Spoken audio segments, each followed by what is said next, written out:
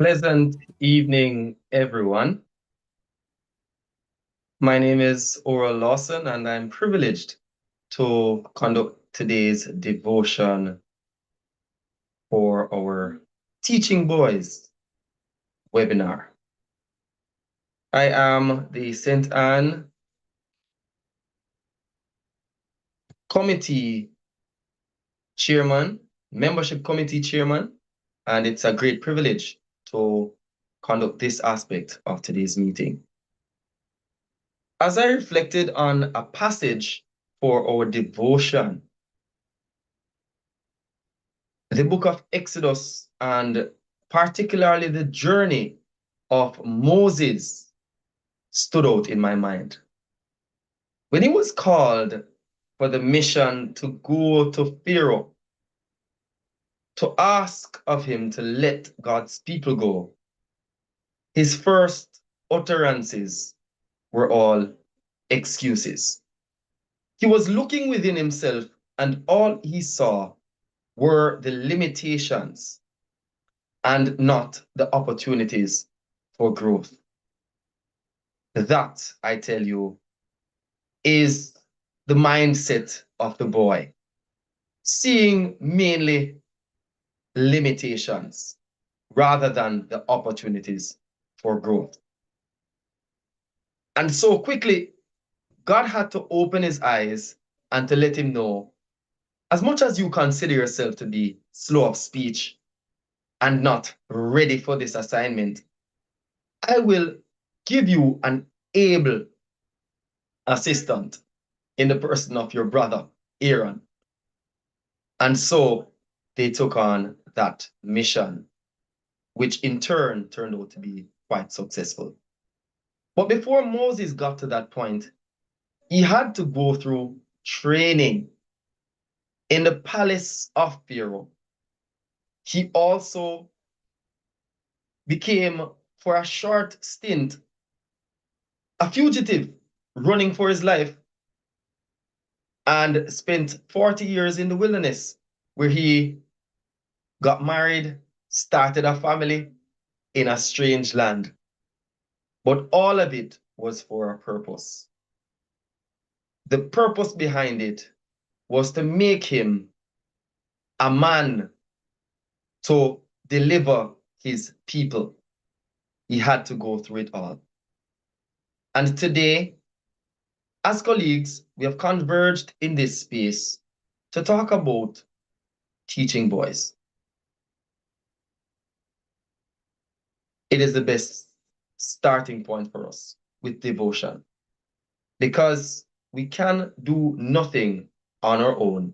No matter how macho we may seem, no matter how well equipped academically we may seem or sound, we cannot do it without God. And so, before we go any further, I am just going to sing this refrain. If you can use anything, Lord, you can use me. And then I will pray briefly and hand over to the next person on our agenda to take us through. If you can use anything, Lord, you can use me. If you can use anything, Lord, you can use me. Take my hands, Lord, and my feet. Touch my heart, Lord, speak to me. If you can use anything, Lord, you can use me. One more time. If you can use anything, Lord, you can use me.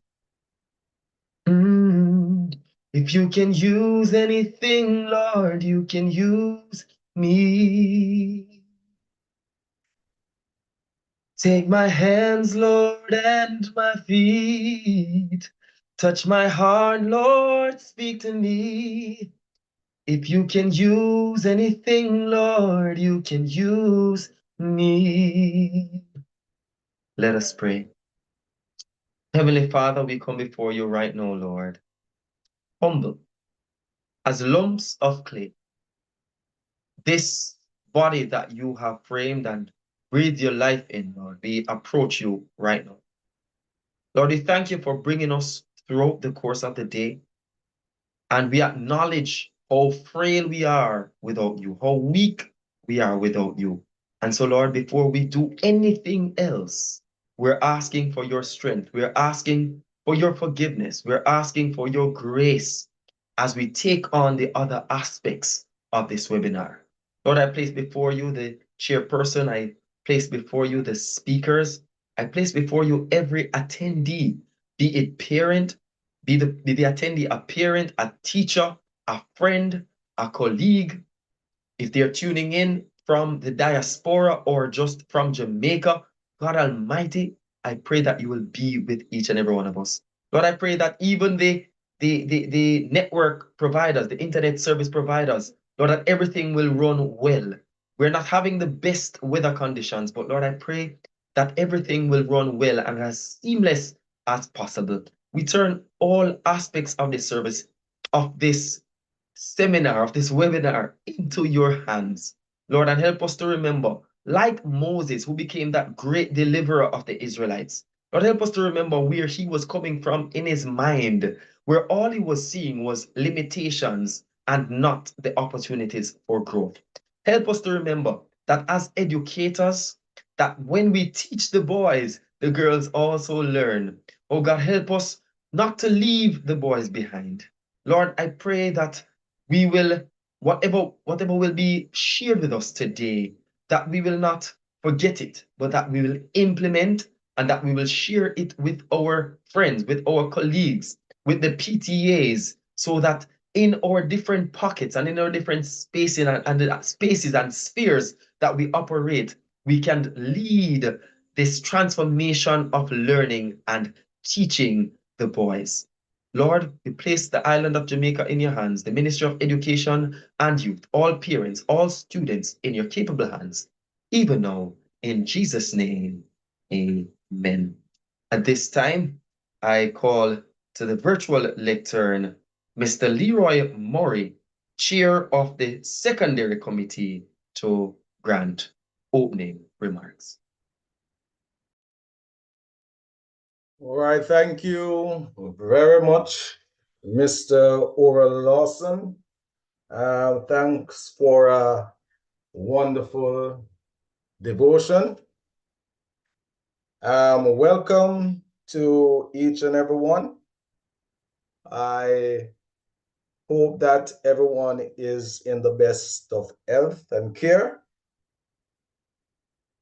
I am your chairperson for this evening. My name is Leroy Murray, and we are going to have a great time. All right.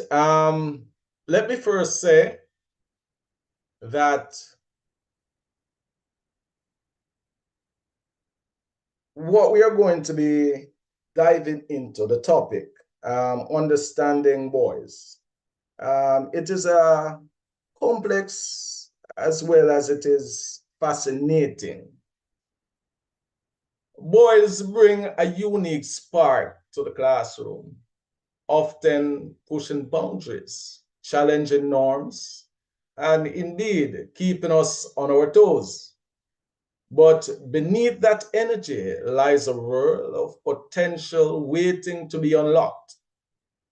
So let's explore what drives them, how they learn best, and how we can transform that energy into unstoppable academic success. And to help us tonight to do this are some remarkable men who understand this area better than most. We have Mr. Mikhail Mackenzie, who is a JP and a parish president. He's going to give us our welcome and overview. We will also have remarks from Dr. Mark Smith, who is the president of the Jamaica Teachers Association. We will have greetings from Mr. Delroy Williams, Community Relations Officer, Ministry of Education, Region 3. Also, Mr. Dr. Dwayne Dice, founder and CEO of Educational International. We'll also have an introduction. Sorry about this. Sorry about that. We have the first presenter who will be Mrs. Karen Giflian Morgan. Excuse me if I did not get that pronunciation correct. She's a president, Monique District Association. And then we'll have a presentation by Dr. Philbert Amil. All right, and then we'll also have other items on the agenda. So with no further ado, let me just welcome Mr. Michael Mackenzie with the welcome and overview. Mr. Mackenzie?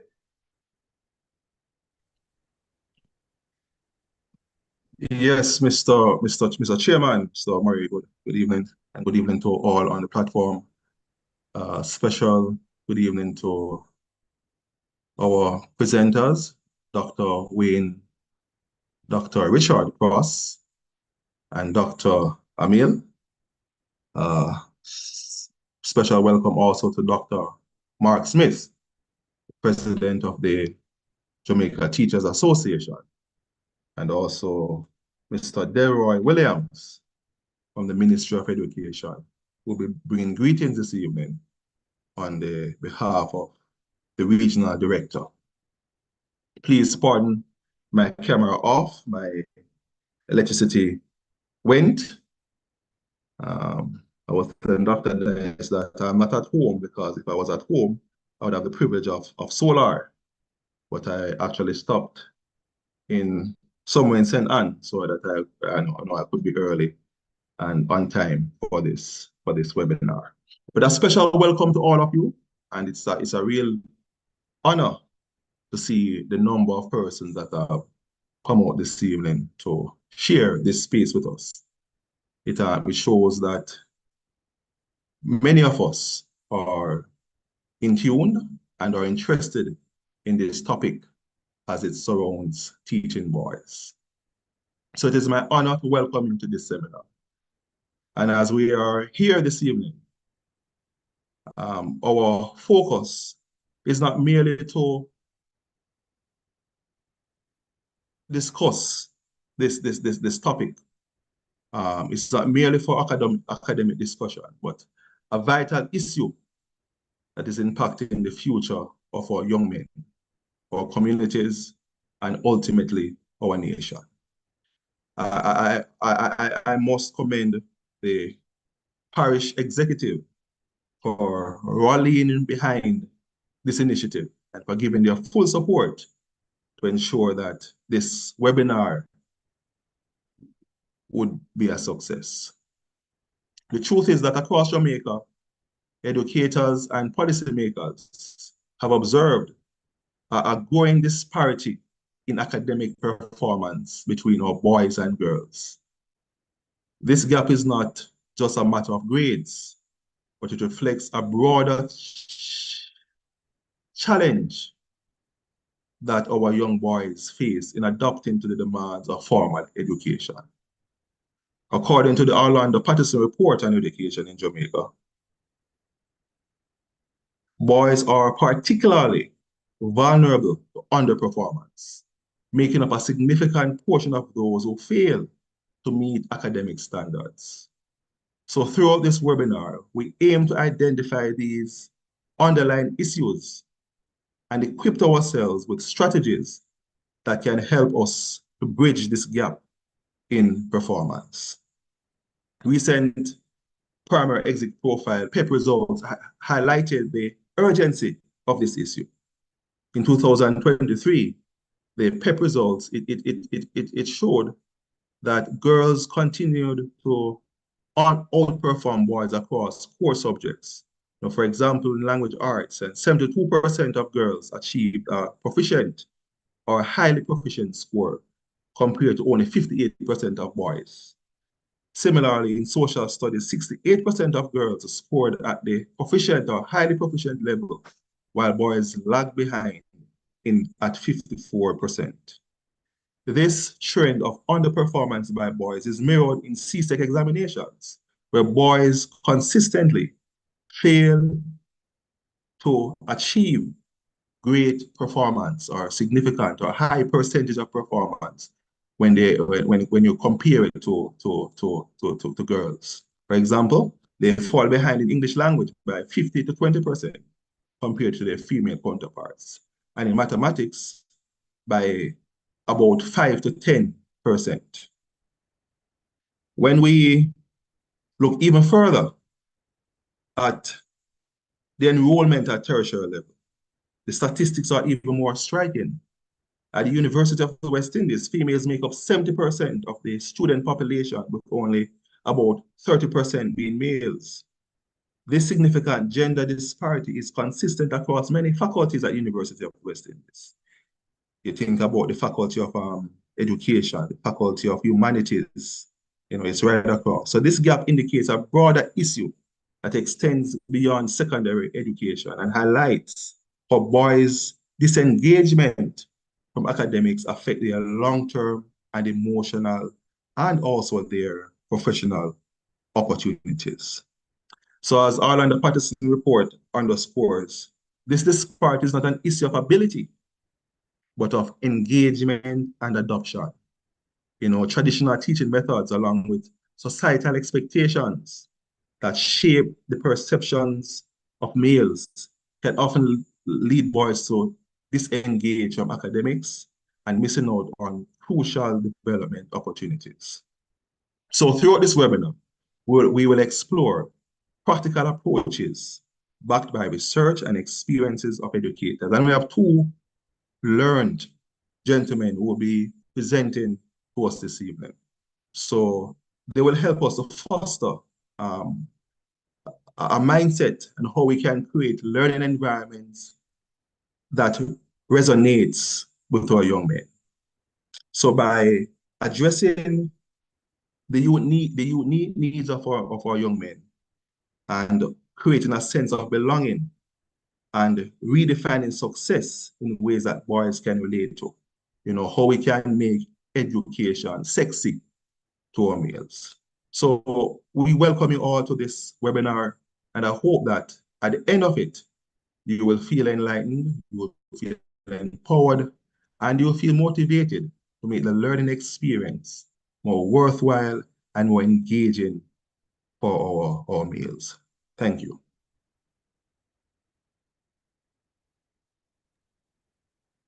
All right. Thank you very much, Mr. Mackenzie. That was riveting. Welcome. Yes, ladies and gentlemen,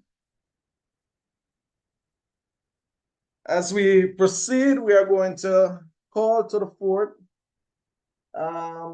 Dr. Mark Smith with his remark, President of the Jamaica Teachers Association. Help me welcome Dr. Mark Smith.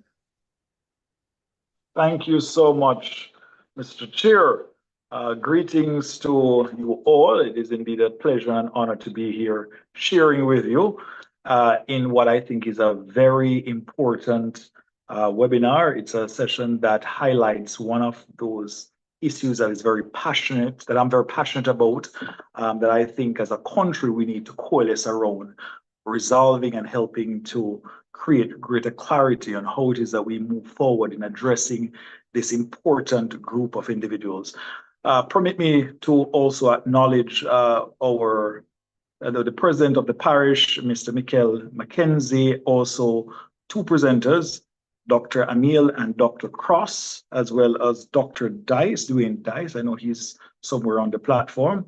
And of course, all the ladies that have joined us. I see there are quite a lot of ladies that have joined us, as well as all the males, because this is just so important.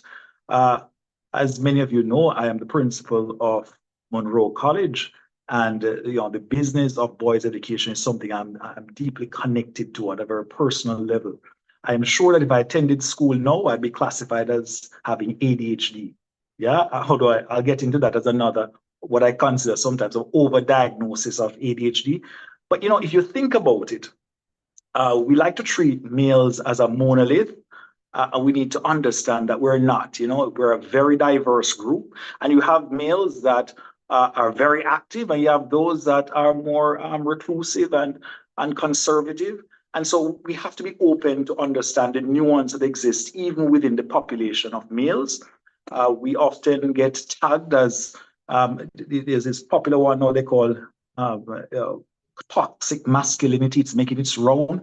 We need to shed many of these labels and embrace the individualism that each boy brings, and the collective, what I consider, spice that they bring to your classroom. If you teach boys, you know that generally speaking, you have a movement, but even within that, you're going to find that boys are as much engaged and eager to learn as girls, but it is how it is that we engage them that is fundamentally so important. In his book, Richard Reeves, his book is called Of Boys and Men, Why Modern Men Are Struggling and Why It Matters. And he traces it back to our education system. Reeves fundamentally believes that our education system, and this is globally speaking about, he said it really does not suit how many of our males learn. And I think Parish President Mackenzie did a fantastic job in kind of contextualizing the type of challenges that we face when we look at the underachievement of our boys. And as I always tell my boys at Monroe, I say, listen, typically the average boy's brain weighs more than the average girl's brain. So it is not that they have more brains than you. It is how they apply themselves to solving problems and demonstrate that personal discipline. But it is a lot more nuanced than that. But what I do know is that we can get phenomenal performance out of them, but sometimes it requires us to change the approaches that we take. I'll give you just a little context for this. The education gap we have seen has consistently been widening over several decades. In the United States, for every 42% of all males make it to the graduate level. That's a degree level. Now for Jamaica, that's 20%. And that kind of tells you what is happening in terms of how the system is able, by the end of early childhood, primary and secondary level, that in the US, only 42% of males make it on to the university level. And for Jamaica, it is roughly around 20%. Put another way, if you were to get 100 Jamaicans with a first degree or higher and put them in a room, you're going to find that only 20 of them will be males. The other 80 will be females. And as I always say to all the female teachers, listen, you're going to have daughters, so you have a vested interest in ensuring that these boys turn out well, so your daughters will have somebody to meet. Yeah, I always tell them that. I've had this engagement with ladies, and I love the competitive spirit. Yes, you're beating the males, but what we want to ensure is that we are all doing well. We want an education system that caters for all our children, not just one group. And I have a daughter, and I love to see her perform well. I want our girls to do well, but equally, I'm a father of a boy too. I want to see him do well. And I think that we all have a vested interest in ensuring that all our children do well, irrespective of which sex they are. And so that is very important. And it means we need to change sometimes the perspective and the approaches that we use in teaching them, engaging them. Think about it. And I'm going to wrap up right now, but think about it. For the first 5 years of a boy's life, he learns fundamentally by engaging with the world, by exploring, by climbing the tree, by jumping off, by throwing stones, chasing the dogs, jumping into the canal. And then he gets to grade 1 and we say sit there and don't move for 5 hours. It's counterintuitive to how he has learned for the last 5 years. And so we have to start now rethink and recalibrate if our systems, really support how it is that our boys are mentally wired. We talk about in brain theory as their, how the brain is wired to think and to operate. And so this is very important as it is that we think through and we walk through, this whole concept of the presentations that will be done this evening. And I know we have 2 capable presenters, but I want to keep on thinking about how we can inject a greater degree of engagement and excitement into the learning process. It is something, as I mentioned, I'm deeply passionate about, but any discussion about improving boys' education must seek to improve the greater engagement. And I'm not talking about this engagement that is devoid of any type of activity. What we have found from research that boys typically learn a lot more by moving around. And so we have to even rethink how we organize our classrooms, how it is that we engage with this very critical group. And I'll end on this note that it is my fundamental belief that if we fix what is wrong with our boys, you'd be amazed to know how much of the challenges in Jamaica we would address, because they're a vulnerable group, and if they're not adequately engaged, they often become the pariah of our society. And so as a country, we need to start to provide the requisite resources for our teachers so that we can provide them with the manipulatives, with the type of engaging classroom spaces that we can bring about that transformation in how it is that we engage with these amazing little gentlemen. So sit back, enjoy. The JTA endorses what I know will be an awesome webinar. Have a wonderful and blessed evening. Looking forward to it. All right, thank you, Dr. Smith. Really appreciate your words. I too believe in our boys, and that we definitely learn differently from the girls. We learn by moving around. I can speak for myself, so we cannot really teach, as you say, we cannot really teach our boys in the same manner in which we are teaching our girls. And remember, as Dr. Smith, you had mentioned that you have a boy, child, and a girl. Yes, I have only girls, and I am also concerned about the type of husband my girls will have in the future. So this topic here is dear to my heart also, and we really want to fix what is wrong where our boys are concerned, so we can have a better society, because the males are supposed to be the leaders, and we want to give them the necessary tools to do so. Well said, Dr. Smith, and we look forward to hearing more from you. All right, now we get greetings from Mr. Delroy Williams.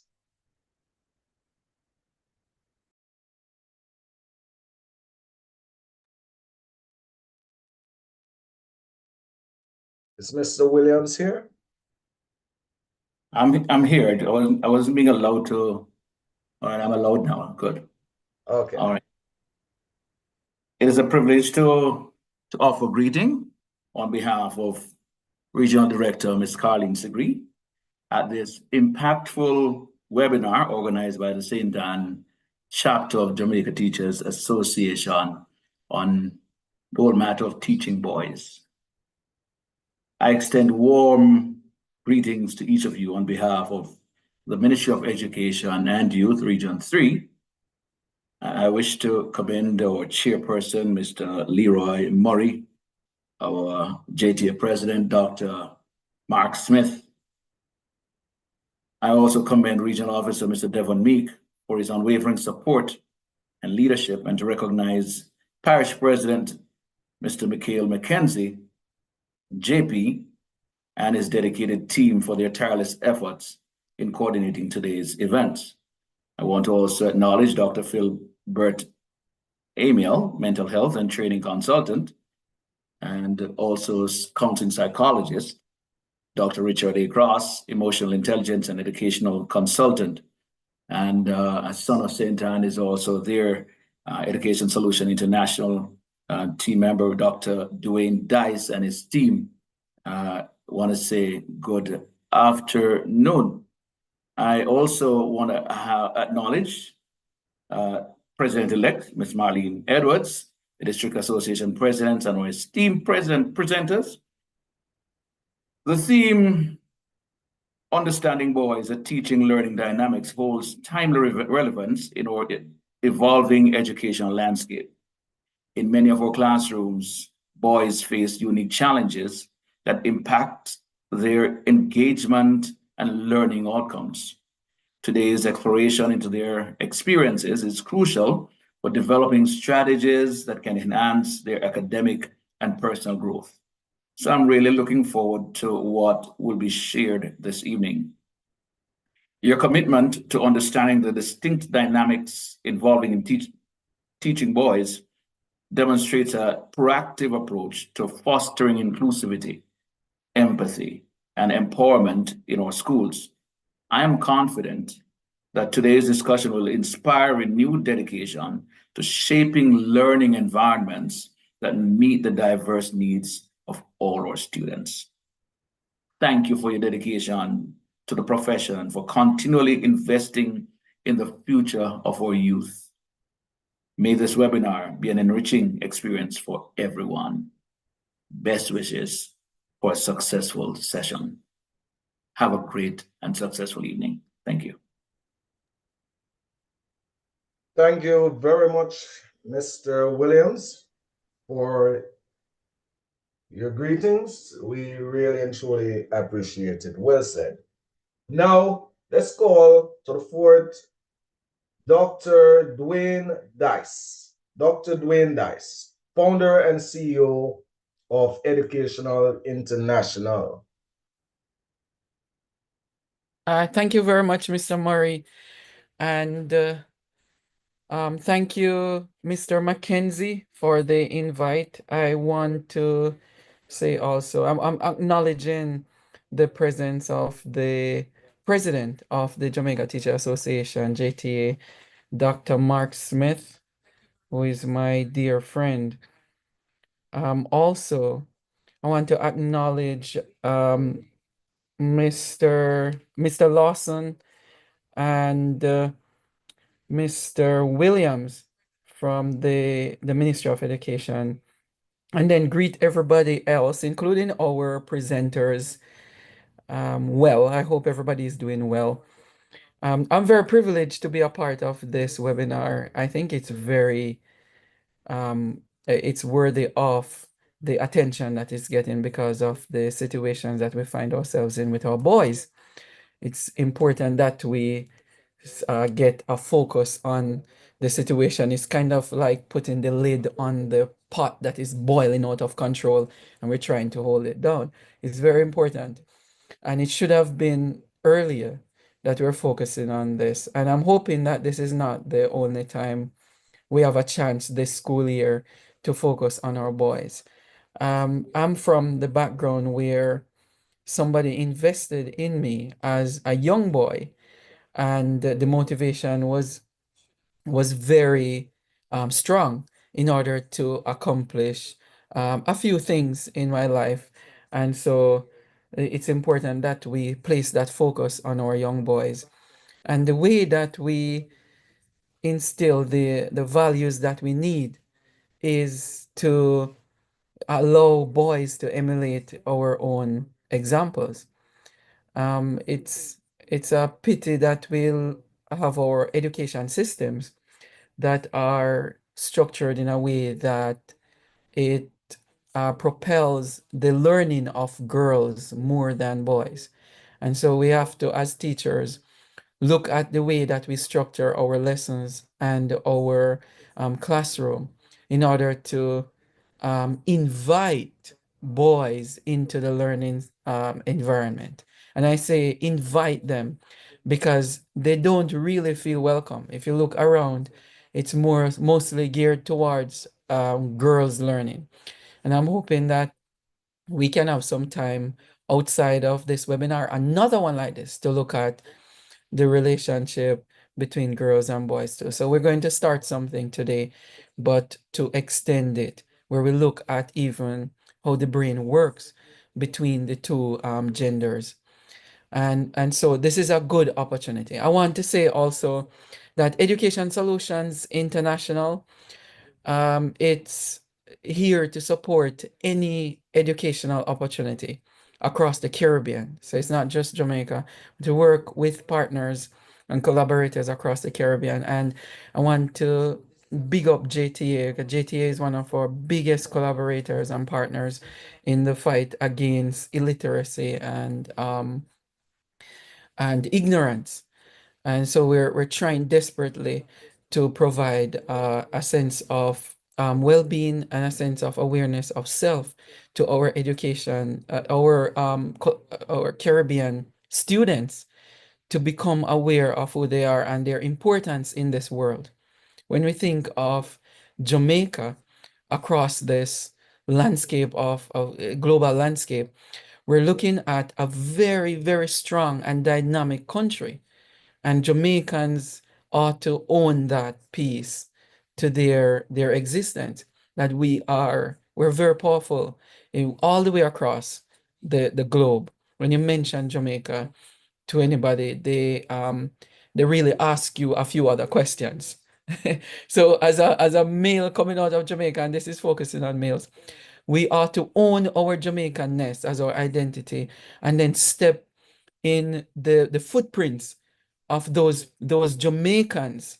You're talking about Claude McKay, Marcus Garvey, of course, the others, Paul Bogle. We celebrated Heroes Weekend the past week. We need to allow our boys to see the strength of those men who have passed on before us. And so they walk in the shadows of these great men and read the passages that these people write.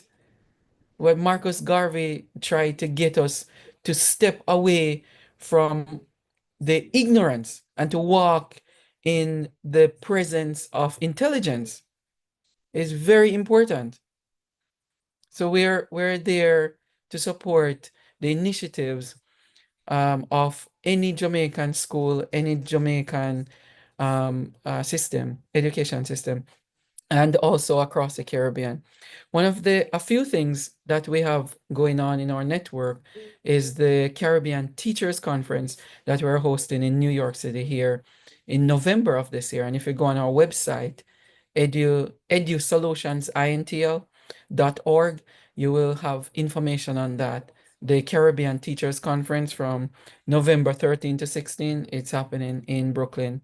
And we're partnering with the Consulate of St. Lucia to put on this, and along with the JTA and the Caribbean Union of Teachers, CUT, is our biggest partner as well, CUT, and the other unions in each island.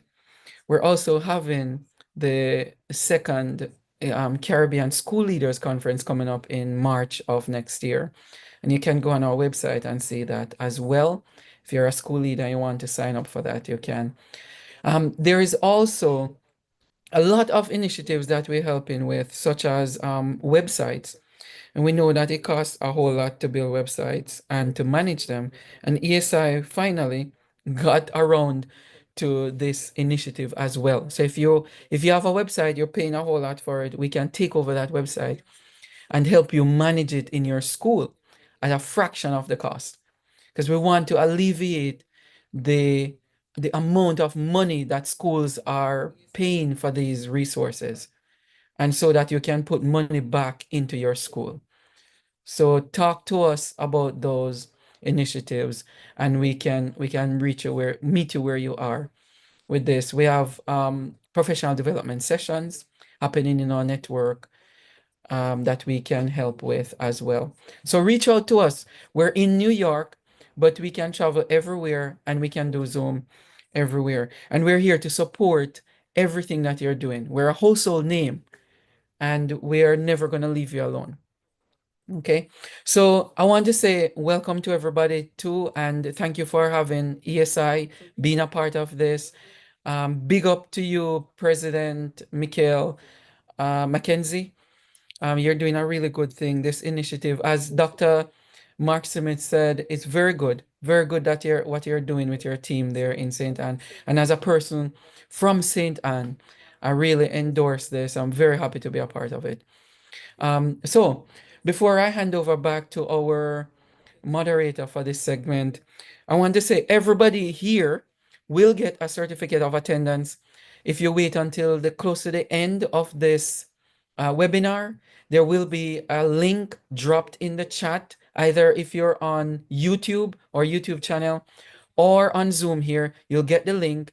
You fill out the survey, end of webinar survey, and you will get a certificate of attendance coming with the St. Anne chapter of JTA on there, as well as our logo, ESI logo on there as well.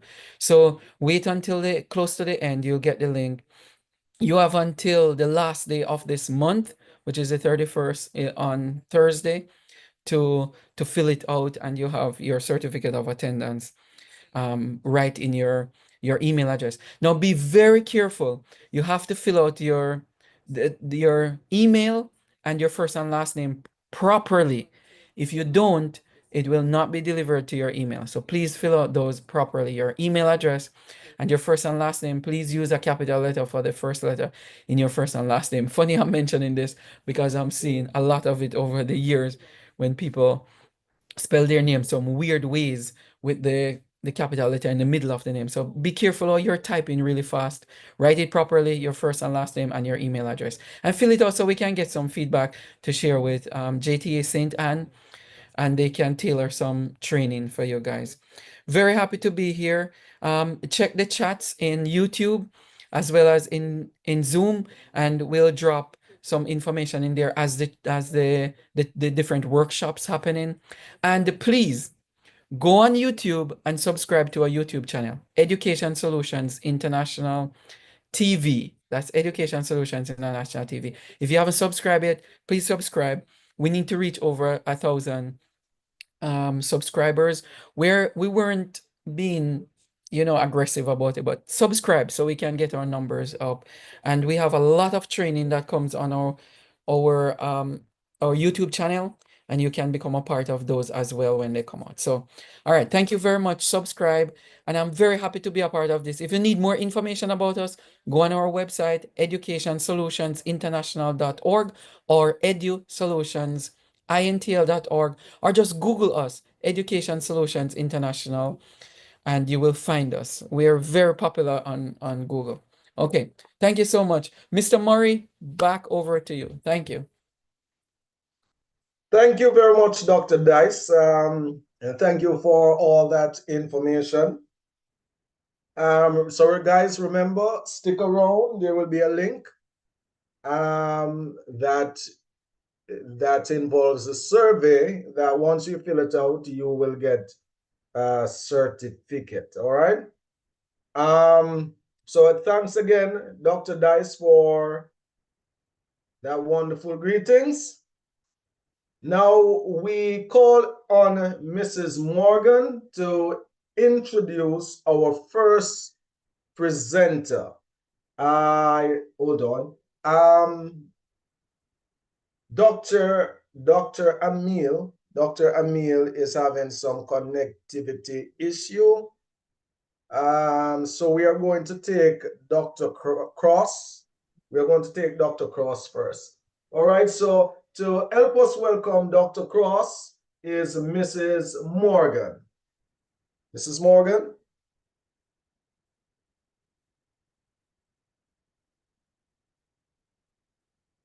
All right. All right, so help me welcome, ladies and gentlemen, Dr. Cross. Dr. Cross. Mr. Chair, sorry, Mrs. Morgan is online. She's ready to do the introduction. Okay, all right, thank you. Thank you. All right. Good evening, colleagues. Ladies and gentlemen, indeed, it is my privilege to introduce Dr.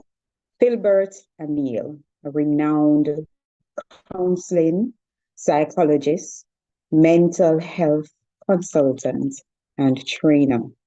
As the founder and the CEO of 390 or 390 Training and Consultancy Services Limited, Dr. Emile brings extensive expertise in psychology and counseling to individuals, organizations, and communities. Holding a PhD in psychology and counseling, Dr. Emile is also a respected lecturer and pastor. Ladies and gentlemen, kindly receive Dr. Philbert Emile.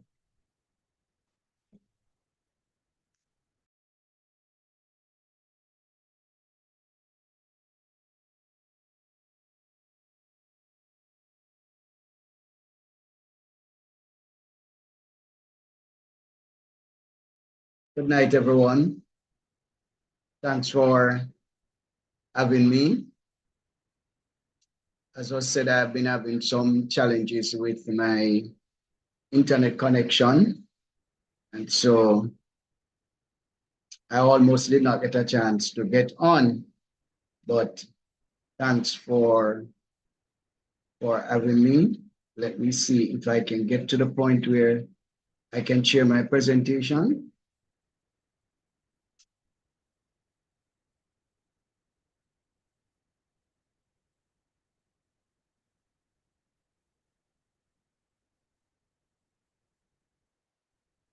All right.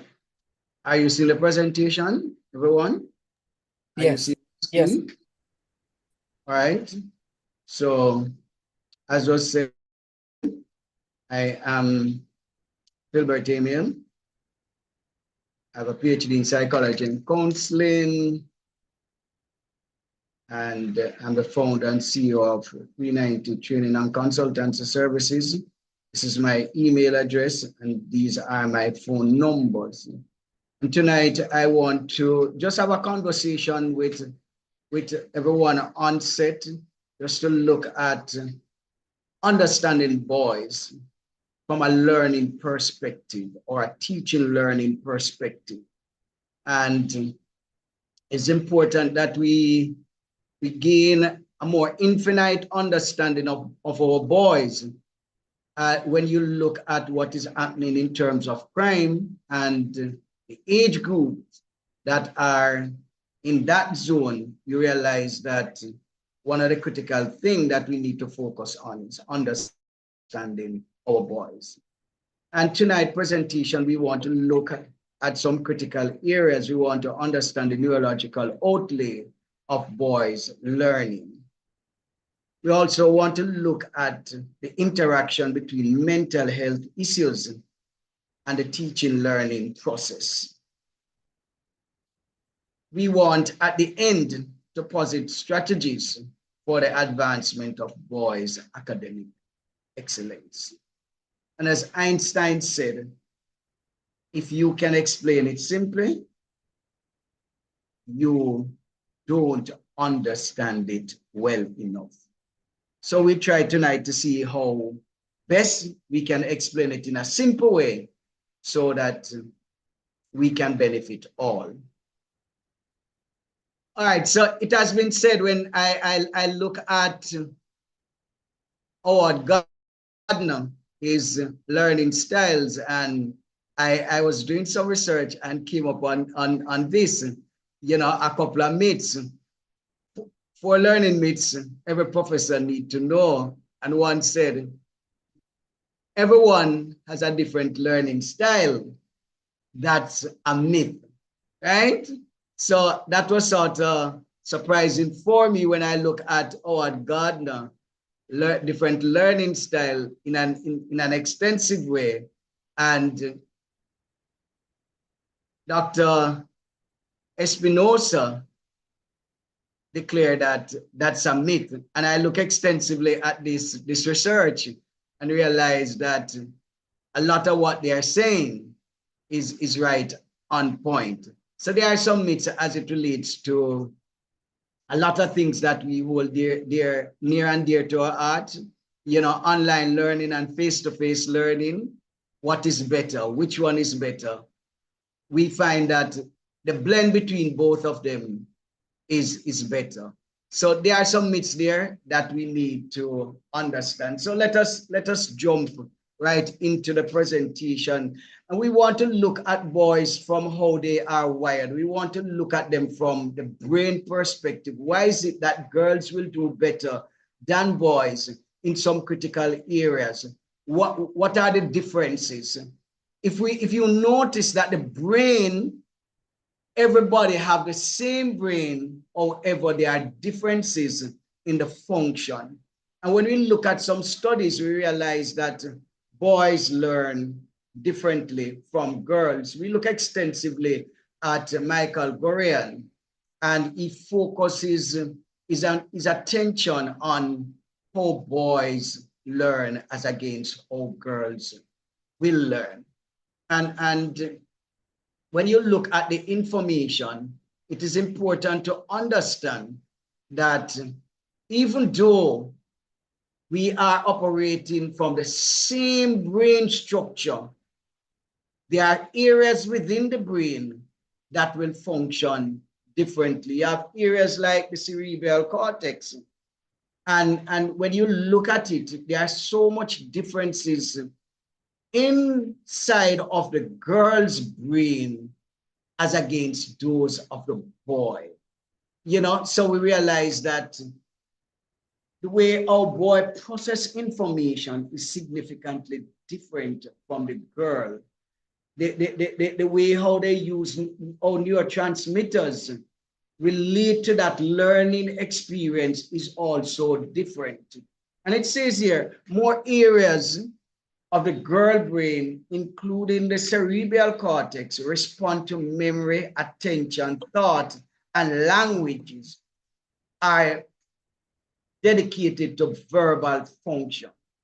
And when you look, for example, at the hippocampus also, which deals with memory and learning, you realize that it also functions in a different way for the boys as is for the girls. And when we get down to the part of the presentation where we will look extensively at what stress does to the learning process, stress, trauma, depression, things like those, what they will do to the learning process, then we'll understand a little bit more of the subtle difference.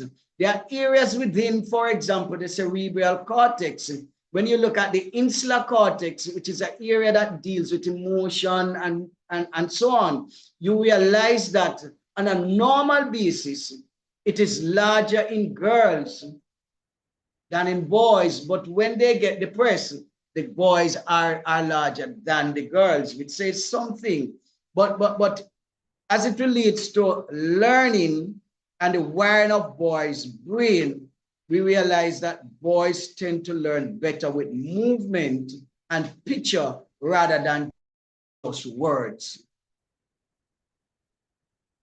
So the boys, the more we get them in an environment where more movements, more pictures, and all of that are part of the learning environment, what it means is that we are called to order to focus on how we structure or restructure our learning environment as it relates to boys.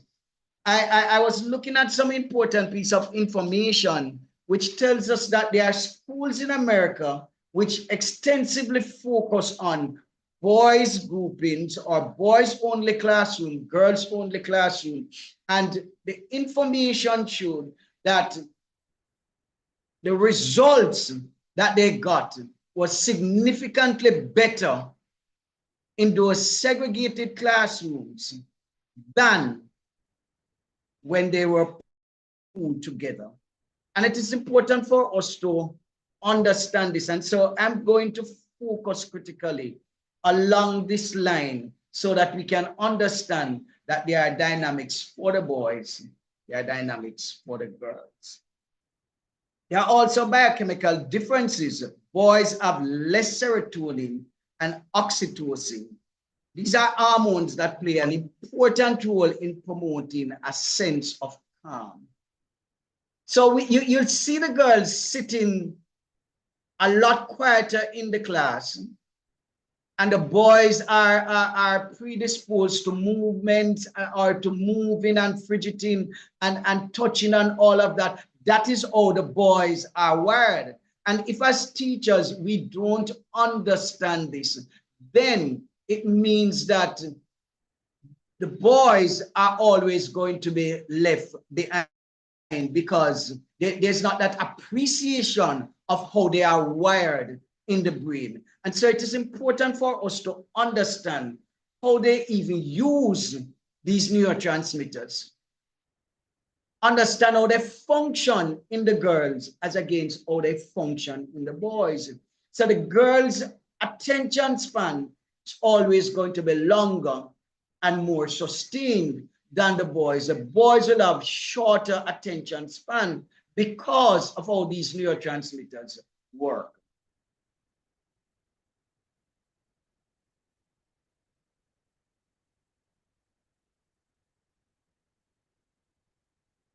Here's a picture of the brain, and it is showing right within that cerebral cortex. And you'll see in all of that, you'll see in here that whole limbic system, you'll see it in the midbrain area. And that is a critical part as it relates to learning and retention. A critical thing I want to say here as well is that we need to pay attention as to how our kids sleep. The quality of their sleep is also important to learning and memory retention, because the quality of sleep is going to tell you how prepared the brain is to receive new information, how plastic it is as well, because the plasticity of the brain is involved in learning and adapting to new environment, gaining new information, which is critical for both boys and girls. And so it is important to understand that particular function, especially when it comes to the hippocampus, which deals with episodic memory and which deals with mood. It is critical between the amygdala and the prefrontal cortex, because the prefrontal cortex will send back emotional message which guides behavior and how the boy will behave in the class. A little bit later, I'll explore a little bit more of that for deeper understanding. But it's critical, as I mentioned it here within the context of this picture, so that you can understand that emotional response goes through a quadrant. So a quadrant. So it goes from the amygdala to the hippocampus to the prefrontal cortex, and then to the anterior cingulate cortex. So when you see that boy gets angry, that is the route that it travels to and fro. So it travels there and then it travels back. So it is important for you to understand that when that happens, no learning will take place. How you calm that child to foster learning, moving on from there, is also important. And it means that teachers need to understand these fundamental principles. Boys need male support, critical to the learning process. So while girls can adopt with both male and female, boys can do that as well to a certain extent, but they need greater male support to advance academic learning and excellence. It is in the whole scheme of things. And that happens as well within the ambit of the cerebral cortex. So it is important for fathers to play a key role in boys learning.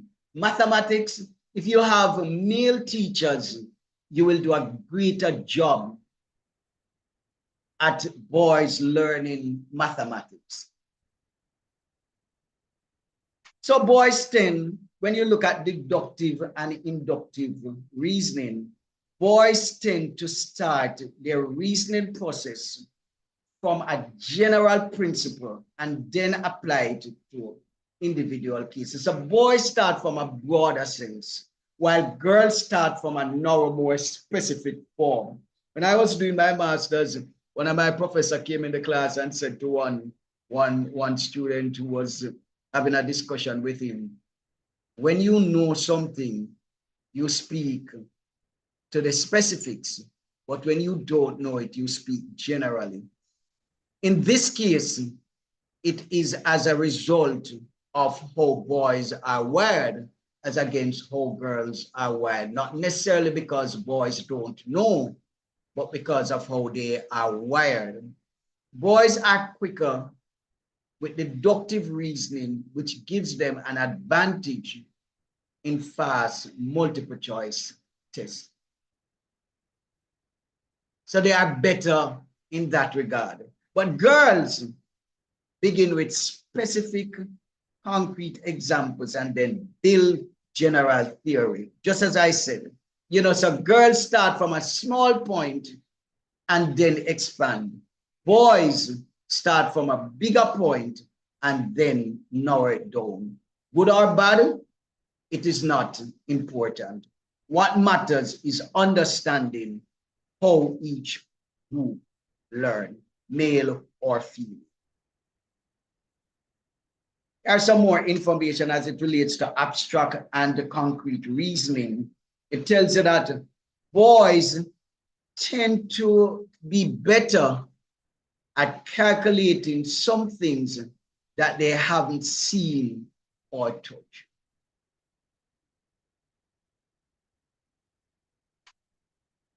Boys general mathematics, but abstractly on the board.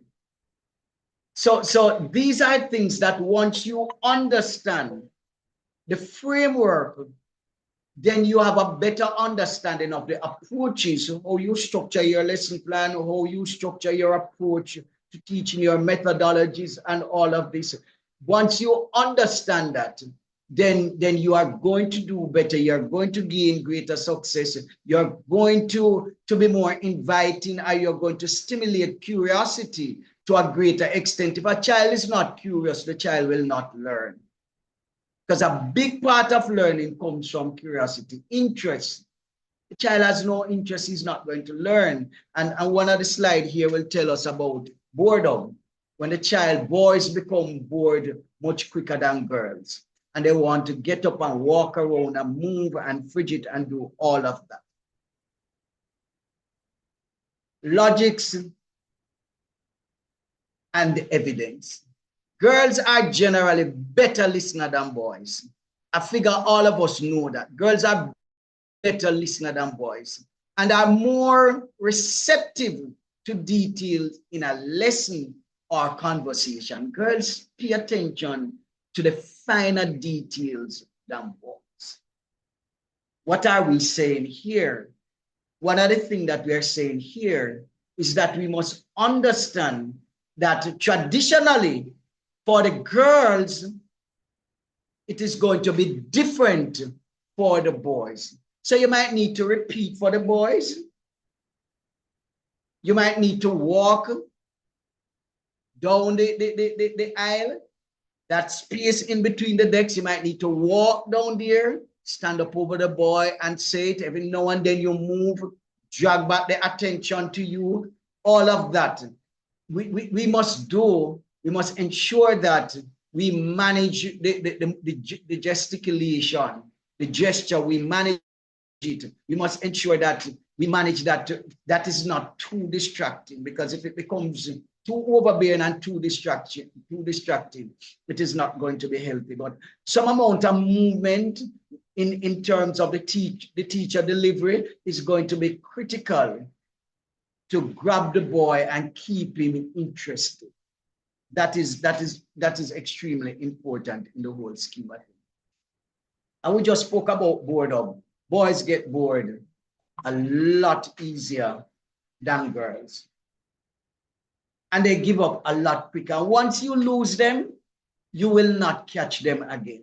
It is difficult to catch them and to rewire them and to get them back in the thicker things that they can start to collect the information and store the information so that it can be wired into memory later on in the night. It is extremely difficult. So it is important to ensure that your teaching methodologies and strategies are properly considered when you have a classroom mixed with boys and girls. You must understand the layout of the interest, the academic settings of these boys, where to put them, how you arrange your class in terms of boys and girls.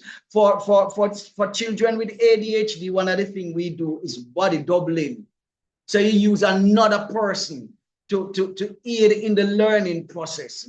You know, some schools do this whole thing about peer learning, where, you know, from time to time they will get a peer to go to the blackboard and to do the teaching and all of that. Those are things that can help as long as it is properly structured, as long as it's a well-formulated strategy, it will work.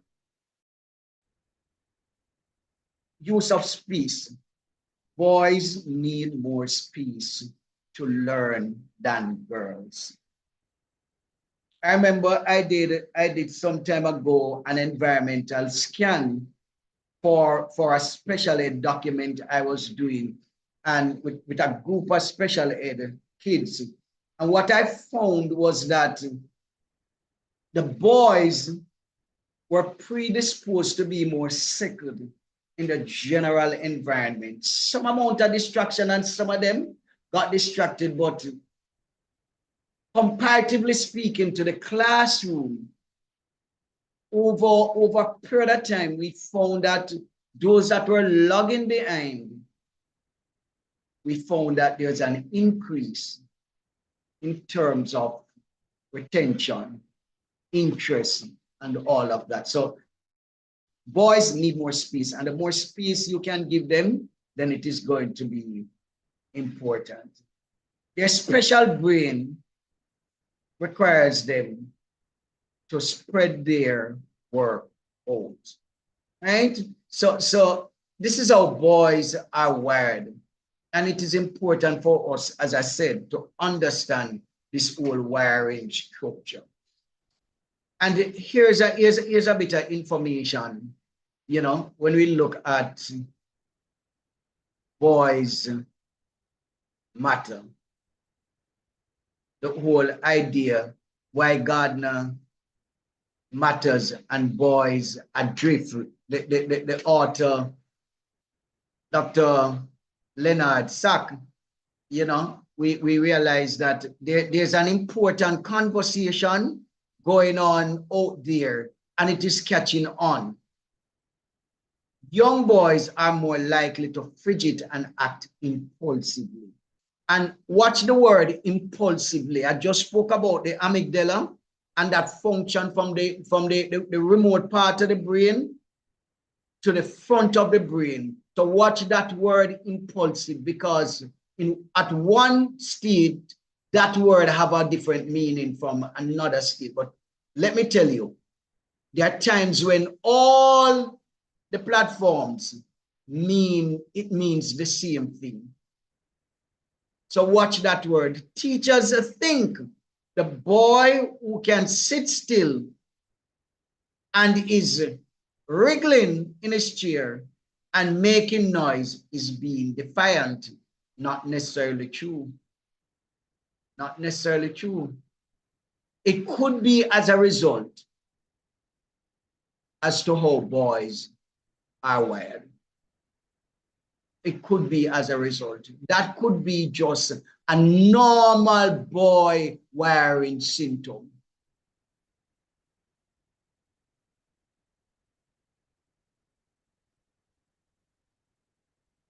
a little bit more about boys and why, because we have them under the microscope tonight, and I want to throw all the pieces out there or as much as I can. Hyperactive behavior is more prevalent in boys. And I go back to the ADHD conversation again.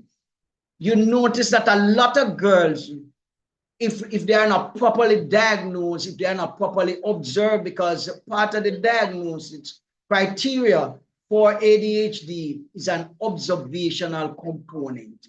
And if they are not properly observed, the girls will slip through the crack because of how they are wired. They will slip through the crack a lot easier than the boys, because the boys tend to display that hyperactivity component to a greater extent than the girls. And so it is, even in a normal situation, boys are normally more hyperactive than girls. Let's look at some of the factors that affect learning style. Culture is an important one. And culture has many domains, many localities, right? So there's a school culture, there's a home culture, there's a community culture, there's a church culture. There are so much cultural localities that each child must go through, right? And boys, especially boys, they are more free radicals, if I can use that term. They roam more, they go about more, they are less still. So they will see things, they will become engaged in more things than the girl to a greater extent. And so more culture they will be exposed to. And those cultures can foster learning or can destroy learning. Family environment is also important, right? Temperament, resilience is also another critical factor that we need to pay attention to as it relates to factors affecting learning style. A critical part of resilience, or resilience is built, it is built during sleep. Sleep is a critical component of resilience, because if the brain is not properly rested, then it can't work on itself to prepare you and to prepare your defenses for the onslaught of the next day. So it is critical in the learning process. If the child is not sleeping well, then you're going to see a performance decline. And you might be asking questions and everything seems to be right and nothing is abnormal, but the sleep is off.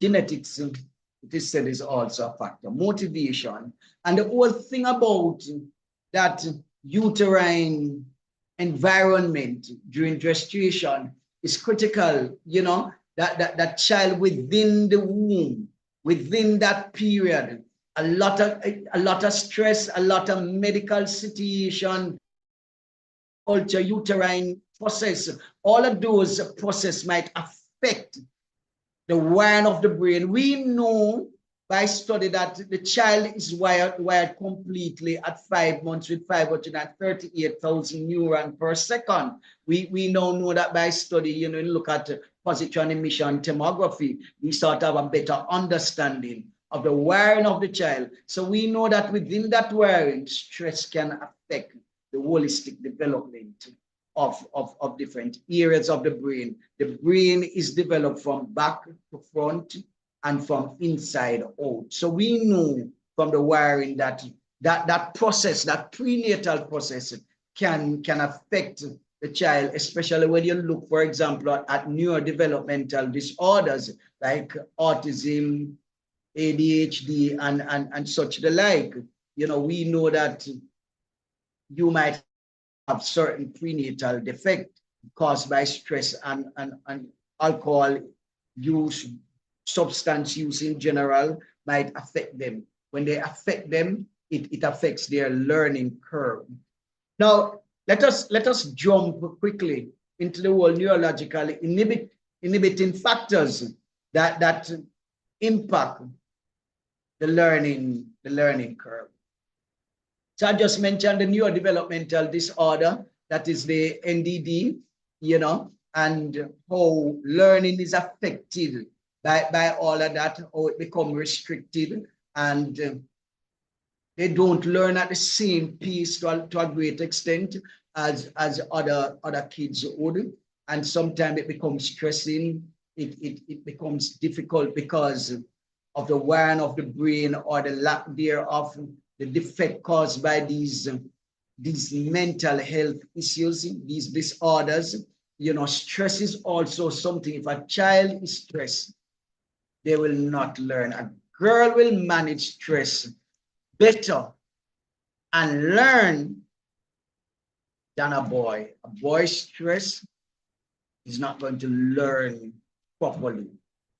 It's going to be very disruptive. You're going to see a lot of ODD pattern, oppositional defiant disorder pattern, coming out in your class, coming out on the play field, coming out on the road, a lot of fighting, argumentative, defiant, vindictiveness. You're going to see those angry, irritable. You're going to see those symptom patterns coming out because of the stress, the trauma, the abuse, the neglect, the abandonment, the depression, the anxiety. Once these start to become a part of the process, boys' performance are going to plunge significantly. So a good place to start is the conversation with the parent. Once you see the performance is going down, a good place to start is a conversation with the parent. Parents and teachers meeting, sending letters, inviting the parent that are not coming into parent and teachers meeting, into student day. You invite them in and have the discussion. What we also know is that tone play a critical part, because children that are being abused, they are sensitive to rejection. And so as teachers, we have to understand how it is that we use tone, because that can shut down a boy, because boys are more egoistic. I can shut down a boy for a long, long time to come.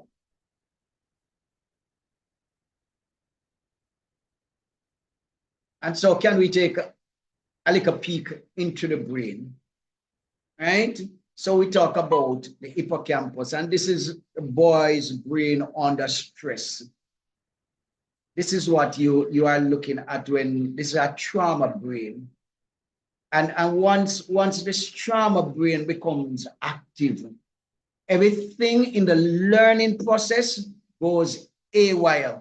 Now, one other thing I want you to pay attention to here is the hippocampus. I want you to particularly pay attention to the hippocampus, because when the child becomes depressed, when anyone becomes depressed, the hippocampus shrinks. It gets smaller, reducing the plasticity of the brain. So there are two critical things that we need to pay attention to here: the neurogenesis and the neuroplasticity. Neurogenesis is the ability of the brain to create new cell and to repair the dying one, in a nutshell, right? While neuroplasticity is the whole thing of the brain become rigid so that it is unable to adapt and become flexible, in a nutshell. So when that happens, when anyone becomes depressed, the plasticity of the brain becomes frozen, rigid. And so adaptability, the ability to learn new things, become frozen, restrictive. So it is important here for us to nurture our boys. As I said, they are more egoistic. And so how we relate to them in that difficult time of traumatic expression, depression, stress, high level of stress, high level of frustration, intolerance, when those things are happening, a low degree of frustration, tolerance, when that starts to happen, these boys start to seek alternative apart from schools. So you see them moving towards the gang, moving towards the marijuana, moving towards the alcohol, moving towards other forms of behaviors that you not want them to, instead of wanting to come to school, and they start to carry knives to school, and they start to do this, and they start to, you notice the conversation start to change, because that is happening. The learning is not happening. The ability to learn is not being developed or enhanced. And so they become frustrated and withdrawn, and they get turned off. Important. Creating a boy-friendly educational environment.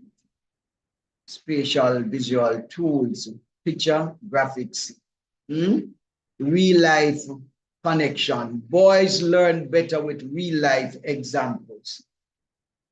So the more real life examples you can pull into your methodologies, you are going to capture the boys more. Talk about the cars, and you use a car as an example, and things like those. You grab them better, you grab them to a greater extent, right? Boys, we are single focus. Girls are better multitasking than us. And I know there's nothing that is perfect, so somebody might want to challenge it, but that is how we are wired, generally, right? Boys are energized and motivated by movement. Important to understand, right? So homework and accountability is also something that we need to pay attention to with our boys. Get the stepfathers in, get the fathers in, get the grandfathers in, get the mothers in, get everybody in, so that that child, and sort of just encourage them, motivate them, get them to understand better, help them to set their goals, help them to craft their goals, help them to become goal-oriented, allow them to see the power of the goals that they have set.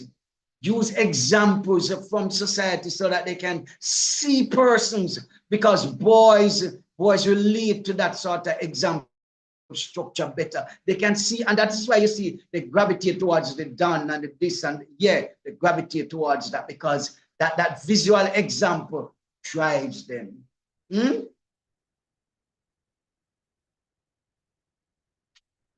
When a boy is happy, he's going to learn more.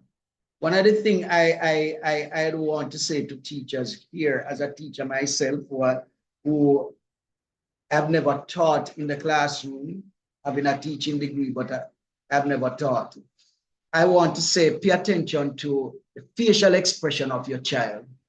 When you see compulsive daydreaming, that is something that's supposed to get you wondering what is happening behind all of this.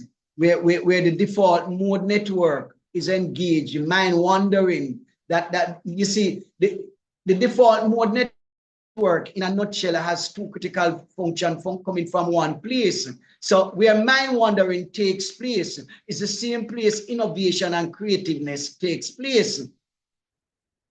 So if you shut down the mind wandering, that boy is going to become innovative and creative. So look for the compulsive daydreaming. When where the boy is predisposed to just put down the pencil, shut up the book, and just stare outer space.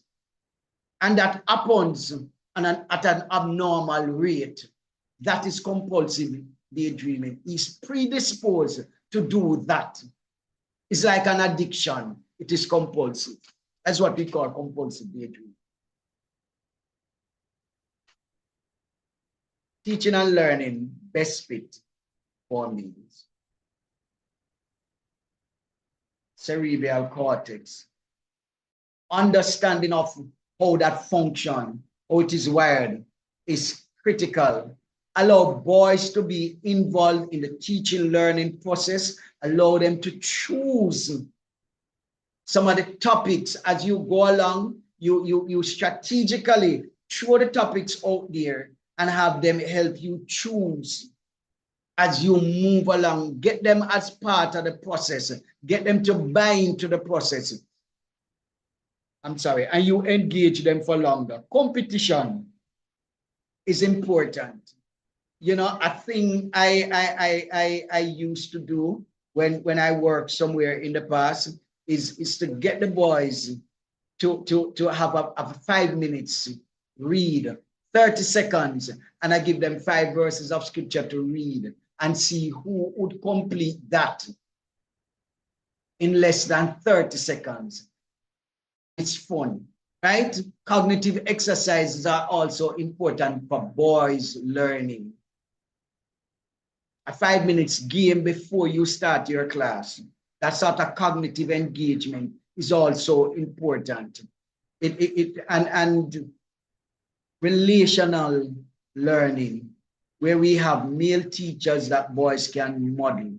We have males within the environment carrying out specific roles that boys can look to and become more goal-driven, want to model them, want to be like them. Critical for your learning environment. Eyesight is also important. Let us delve a little bit deeper. And we have explored this one to a great extent all the way through. Movement, we have spoken about that as well. You know, they stay more alert when they move around. Reasoning. Boys tend to thrive on competition, while girls tend to prefer collaborative projects. So boys are more predisposed to compete against the other. Girls are more predisposed to work together on a common objective. Not that boys will not do that to great success, you know, that's not what I'm saying. Talking about how they are wired. Boys learn better with outdoor lights and being outside than girls. The Bible says, if you watch thieves and rain, you will not plant. If we pay attention to the prospect of destruction, we restrict boys' learning capabilities. Eyesight. Boys' visual are better outside, and they need a lot of functional or natural light to function. So it's also a critical part of, you see the difference in terms of understanding how boys learn and what it can do to the teaching learning process as education and methodologies evolve. When you look at, for example, like a China, and you look, for example, also at like Finland and how they structure, how they move certain things that we do in terms of like exam and all of that, how they model it and the result that they get from it. Finland is right up there in the #1 spot. So education is evolving. It's an evolving art. And the more we understand that the evolution is going to come whether we like it or not, and embrace it while it is approaching us, then the greater success and the greater academic excellence we are going to achieve.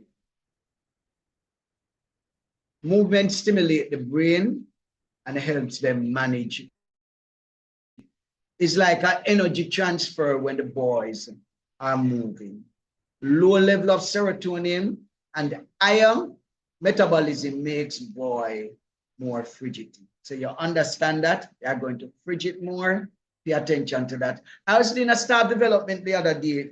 By the way, it is the first I got a first-hand experience of what a Chinese Pepsi is.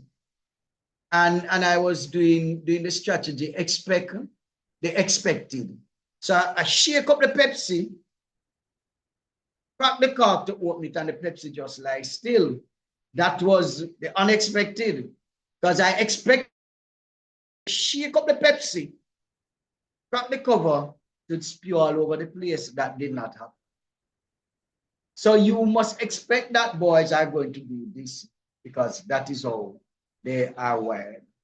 Give boys chores in the classroom, help them to do things, keep them active, keep them interested.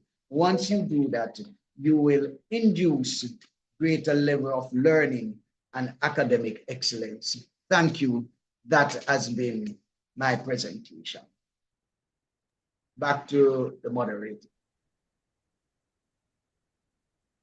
Thank you. Thank you very much, Dr. Filbert. That was surely an enlightening and educational presentation. And I'm sure that many persons here will agree with me that they were not aware that there was so much differences between boys and girls, you know, and we so truly appreciate that enlightening, riveting presentation, Doc. It was very, very informative.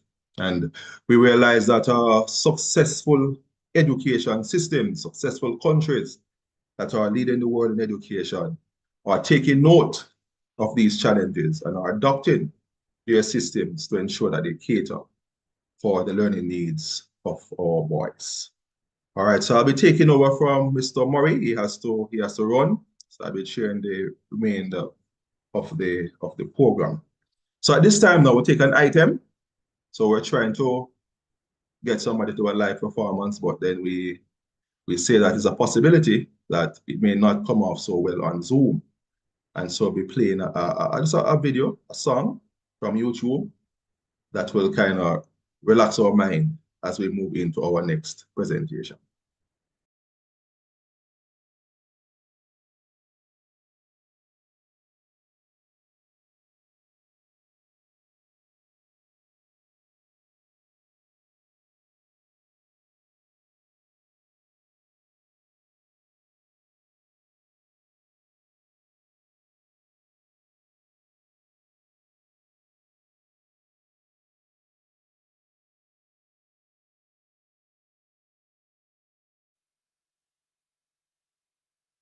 Yeah, you know. Fancy the words I am out in the meditation of your heart. Be acceptable. Or else you know that you're gonna be responsible. Sin. And I say you find yourself with the instrument of influence. Use it in a positive sense. Or else you're gonna pay the consequence. Rebel speaks again. I say be careful what you teach your little children. Make sure I know something to hurt them. Mind what you saying to my sister. She could be the next prime minister. I say if you watch what you saying to me daughter, cause in the long run she could be your doctor. Oh, you fi mention that to me son Dan. I mean no I'm a little boy fit on a gunman. Still you never listen, your ears must be missing. Every day you say you're gonna shine and a glisten. You're talking for the scream and the lighter and the whistle. It look like you forget all about that blessing. The words not from your mouth, meditation of your heart should be free from negative. Have every sort, want a good cow, you better go a good calf. Be careful what you inject, what you inject in the youth them talk. And just watch what you teach your little children. Make sure I know something to hurt them. Mind what you saying to me sister, cause she could be the next prime minister. I say be careful what you saying to me daughter, cause in the long run she could be your doctor. Oh, you fi mention that to me son Dan. I mean oh I'm a little boy fit on a gunman. Mr. Tire, Mr. Jacket, you false prophet, leading the children astray, you fi stop it. Just a money rocket for putting in your pocket. Give the people water fi carry in a basket. So if you find yourself with the instrument of influence, anytime you use it, use your conscience. The seed where you sow, it is no accident. And none of you shall escape the judgment. And watch where you teach your little children. Make sure I know something fi hurt them. I say fi mind what you saying to me sister, cause she could be the next prime minister. I say be careful what you saying to me daughter, cause in the long run she could be your doctor. Oh, you fi mention that to me son Dan. Me know I'm a little boy fit on a gunman. If you say you love the youth, and that is the truth, we will find out, cause you are judged by the fruit. If you teach them to shoot and don't prostitute, hang up on your shoulder now go dilute. Tomorrow man and woman is the youth of today. So at this tender age you shouldn't lead them astray. Your responsibility is to show them the way, and if you don't them, Somebody have to pay. So watch when you teach your little children. Make sure I know something fit hurt them. Mind what you're saying to my sister, cause she could be the next prime minister. Or you fi say them the things to me daughter, when in the long run she could be your doctor. Nobody mention that to me son Dan, cause me know I'm a little boy fi turn a gunman. Mr. Prime Minister, Mr. Speaker, Mr. Opposition Leader, linguist, journalist, DJs and singer, producer, sound operator and the radio announcer, preacher, teacher, mother and father. How much time you want me tell you, me friend? You want me repeat myself all over again? You want the future nice and you don't know. You better teach the youth right, you better teach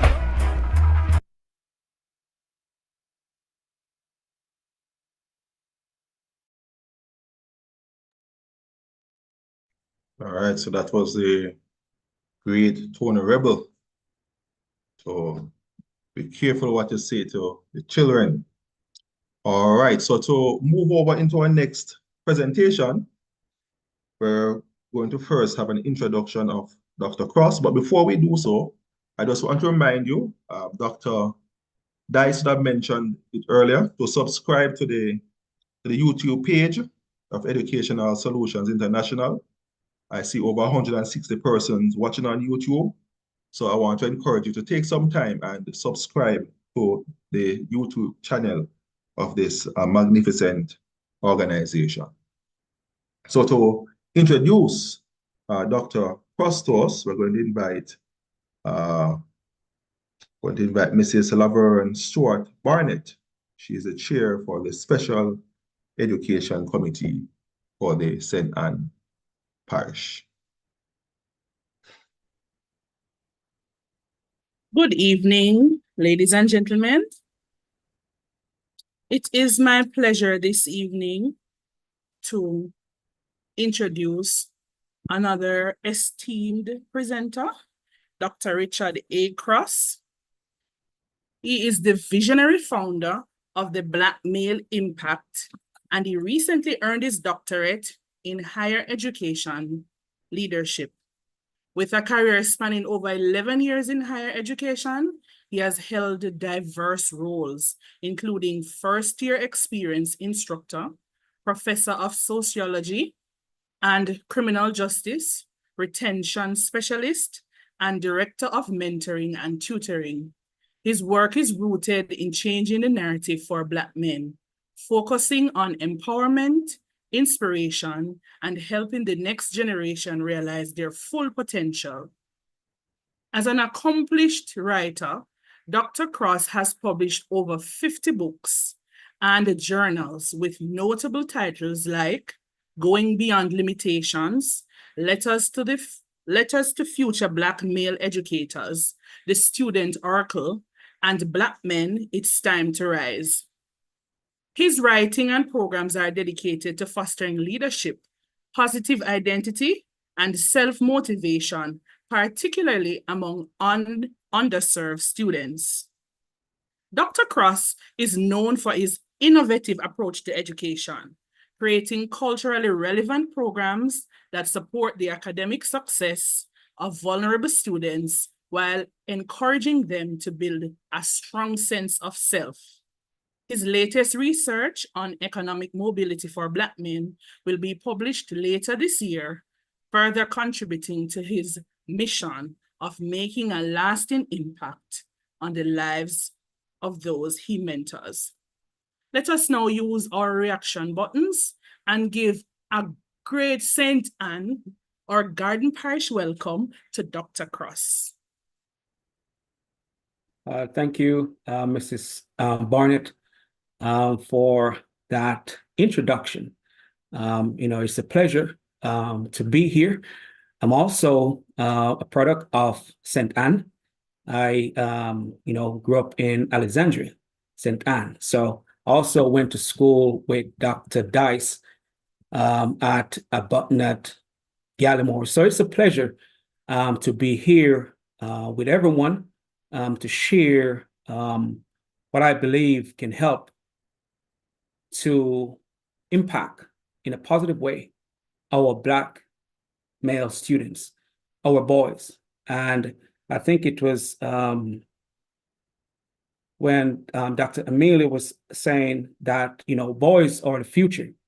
It's important that we empower them to be the future. I also want to upload my slide right here, so let's see how that works. I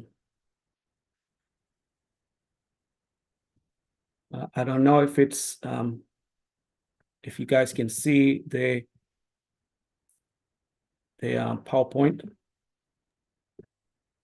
Yes, Doc, we are seeing.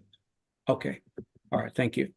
All right, so I'm not going to be talking a lot about myself, my background and stuff like that, but I will say, and because of the topic today on Black male students or boys and their ability to learn, I will say that, you know, growing up in Jamaica, growing up in poverty, I myself take on the belief or the limiting beliefs, as you know, most of you have heard from the presenters earlier, that limitations sometimes is what we take on, and you know, we believe what society say about us. So I want to say that, and I also was a student who did not do so well. So when I heard the percentage of the 20 males who would be in, you know, potentially, because at age 19, no one thought, even myself, didn't believe that I would come out of my situation. So I want to share that as a context, because as I go through this presentation, I just want you to know that I believe strongly that despite our environment, despite what we have heard, I strongly believe that our Black males are capable of doing just about anything. Because at age 19, no one thought, even myself, didn't believe that I would come out of my situation. But I like to say, when God has a plan for you, you know, anything is possible. You get in the right environment and things change. So further ado, I will get into my presentation and my topic today. But first, I must say thanks to the JTA president, Mr.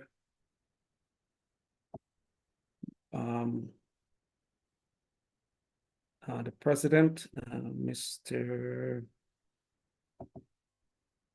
I know we had Mr. Lawson, the JTA president. Well, let me get back to Mr. Mark Smith, Dr. Mark Smith. I also want to say, you know, special thanks for this opportunity, and the leader within the St. Anne JTA. So today's topic is the battleground, reaching Black male students and helping cultivate an identity to change the narrative. I think I may have to press it to change. But first, I encourage all educators, all teachers, male and female, to ask this question: why do I do what I do? We know that there are challenges when it comes to boys and their academic performance. So we really have to ask ourselves, why do I do this work? Knowing that there are challenges, especially when it comes on to boys.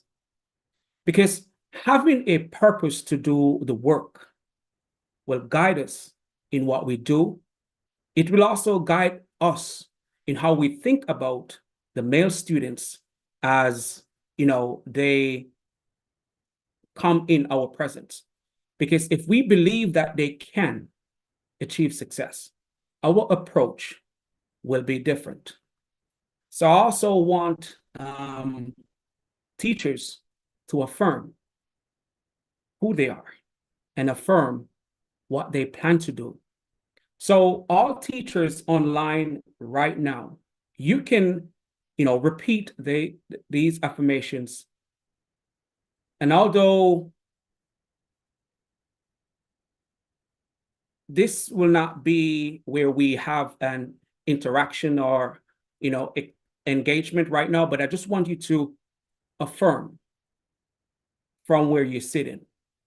I am a catalyst for change, and my actions today shape a brighter tomorrow for every student. I am committed to seeing each student's worth and potential beyond any limitation or label. My work goes beyond teaching.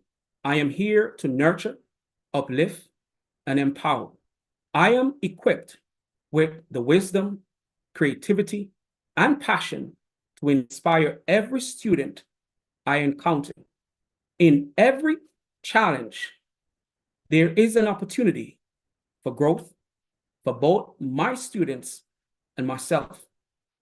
I am part of a powerful community of educators dedicated to rewriting narratives and breaking down barriers. I am dedicated to creating a safe, inclusive space where every student feels seen, valued, and inspired to excel. Because what we believe is important, and what we plan to do even before we get into the classroom is important, because it's going to dictate how we treat our students.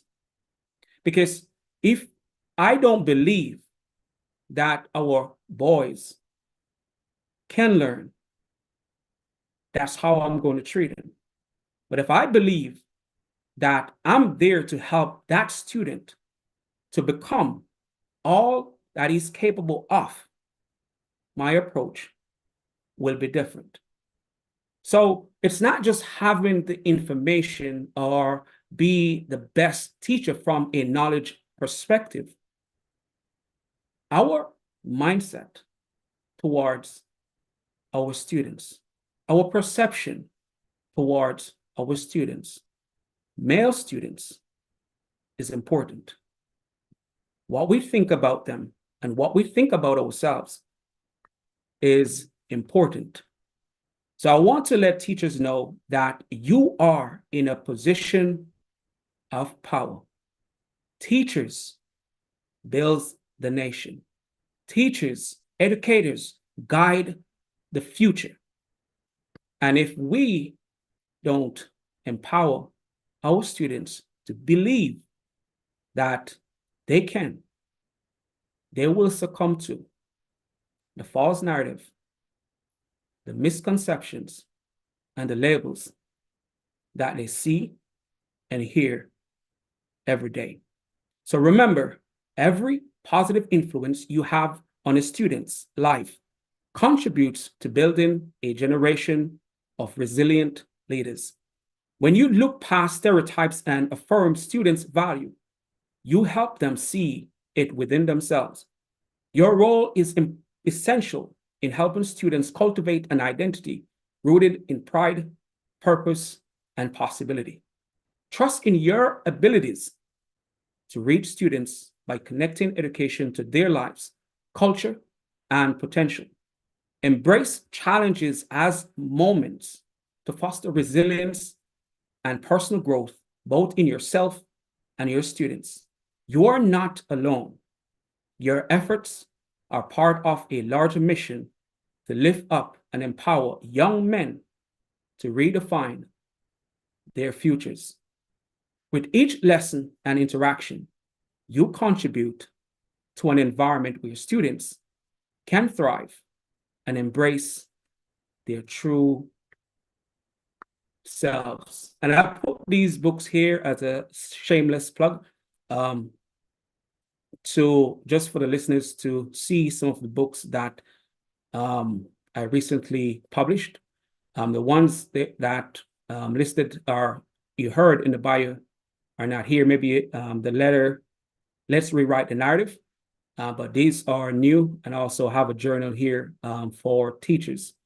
And I like to share the knowledge through writing, because especially to Black boys, because now they can see through someone else what is possible. And I know we have a lot of female teachers, So a lot of the male students may not have a male teacher. But as we go through this presentation today, we'll look at ways female teachers can help to bring in that representation in the classroom. And normally I have this at the end, but I don't know how long I'll be going, and I don't want to go over too long. So if you want, if I may bring it back to the, so you can scan it if you want to and share your thoughts with me of the presentation today.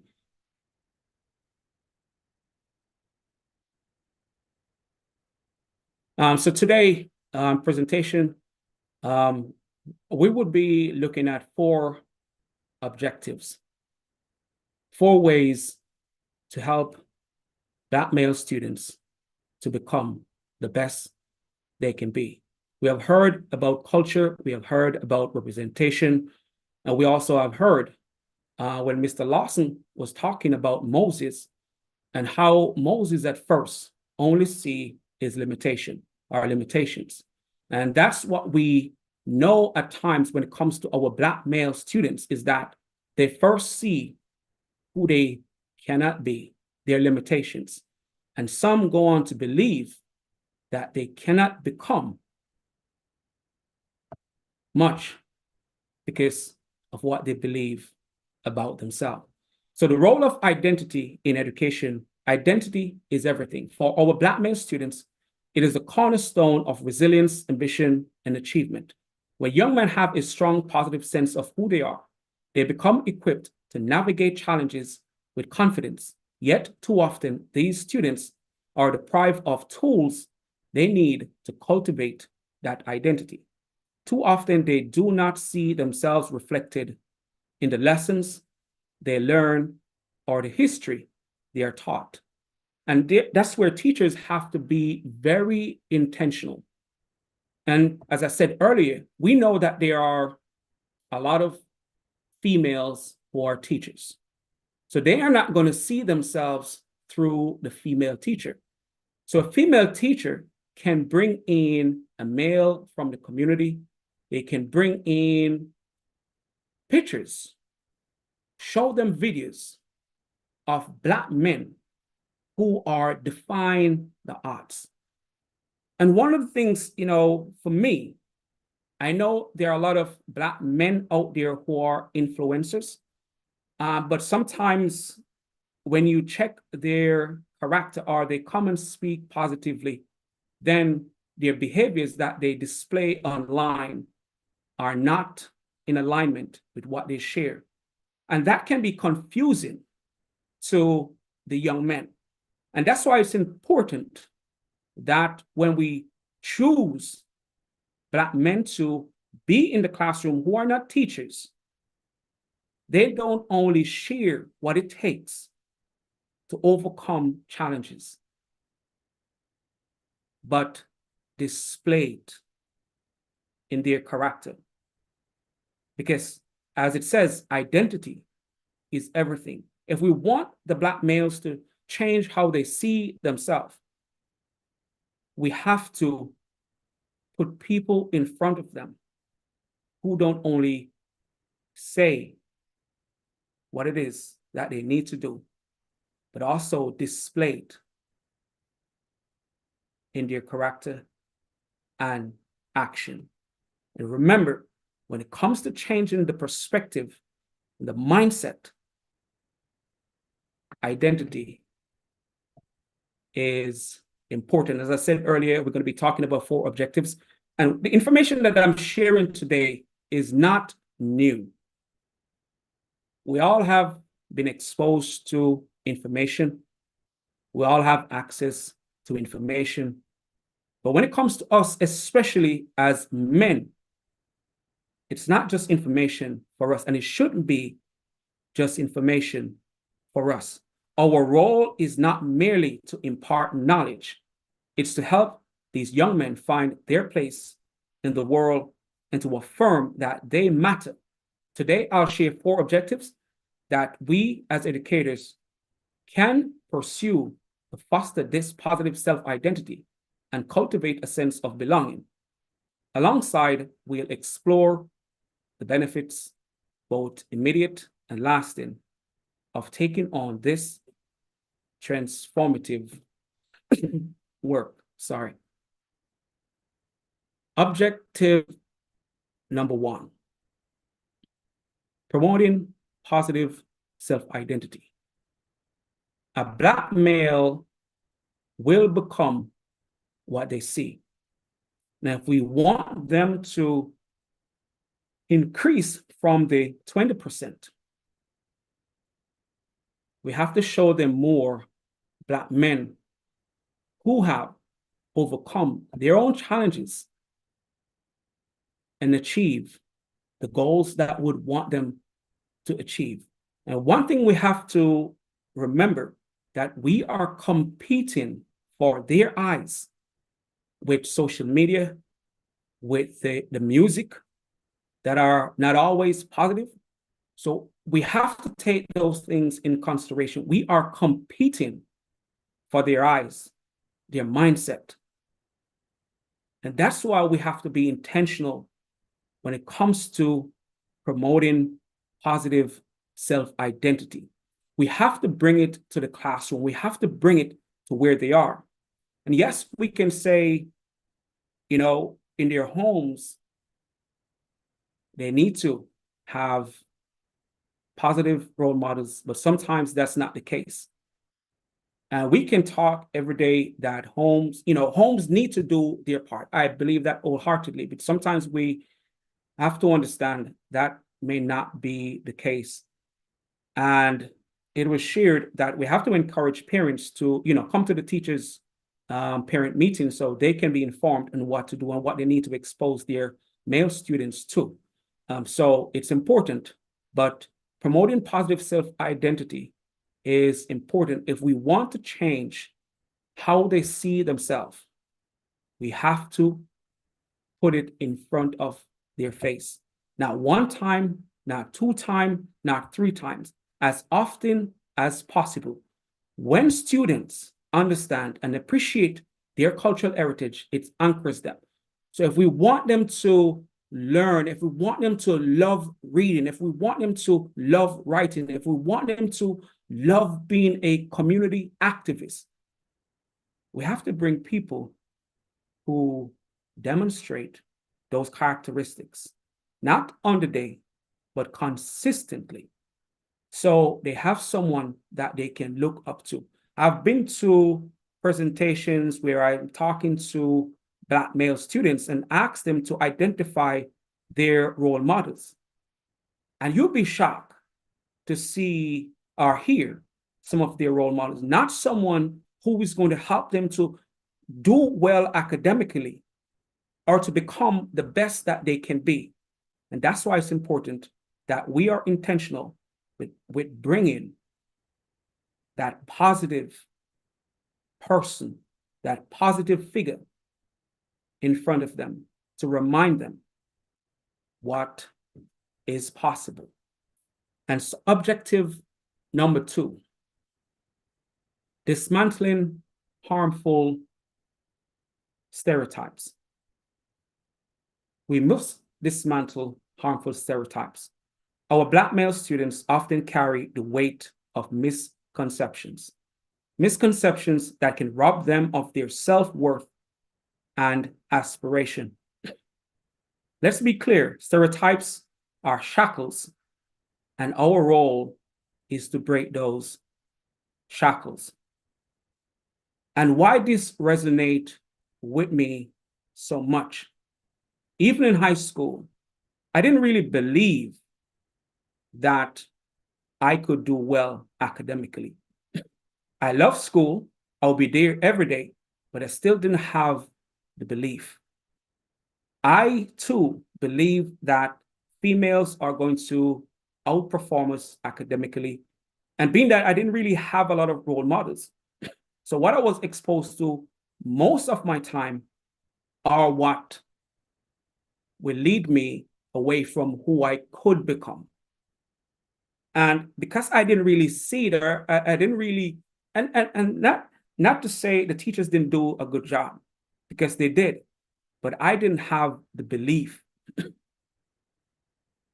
So as teachers, as educators, we have to help our Black male students, our boys, to see themselves beyond the misconceptions of them not able to do well, for them not able to go to college.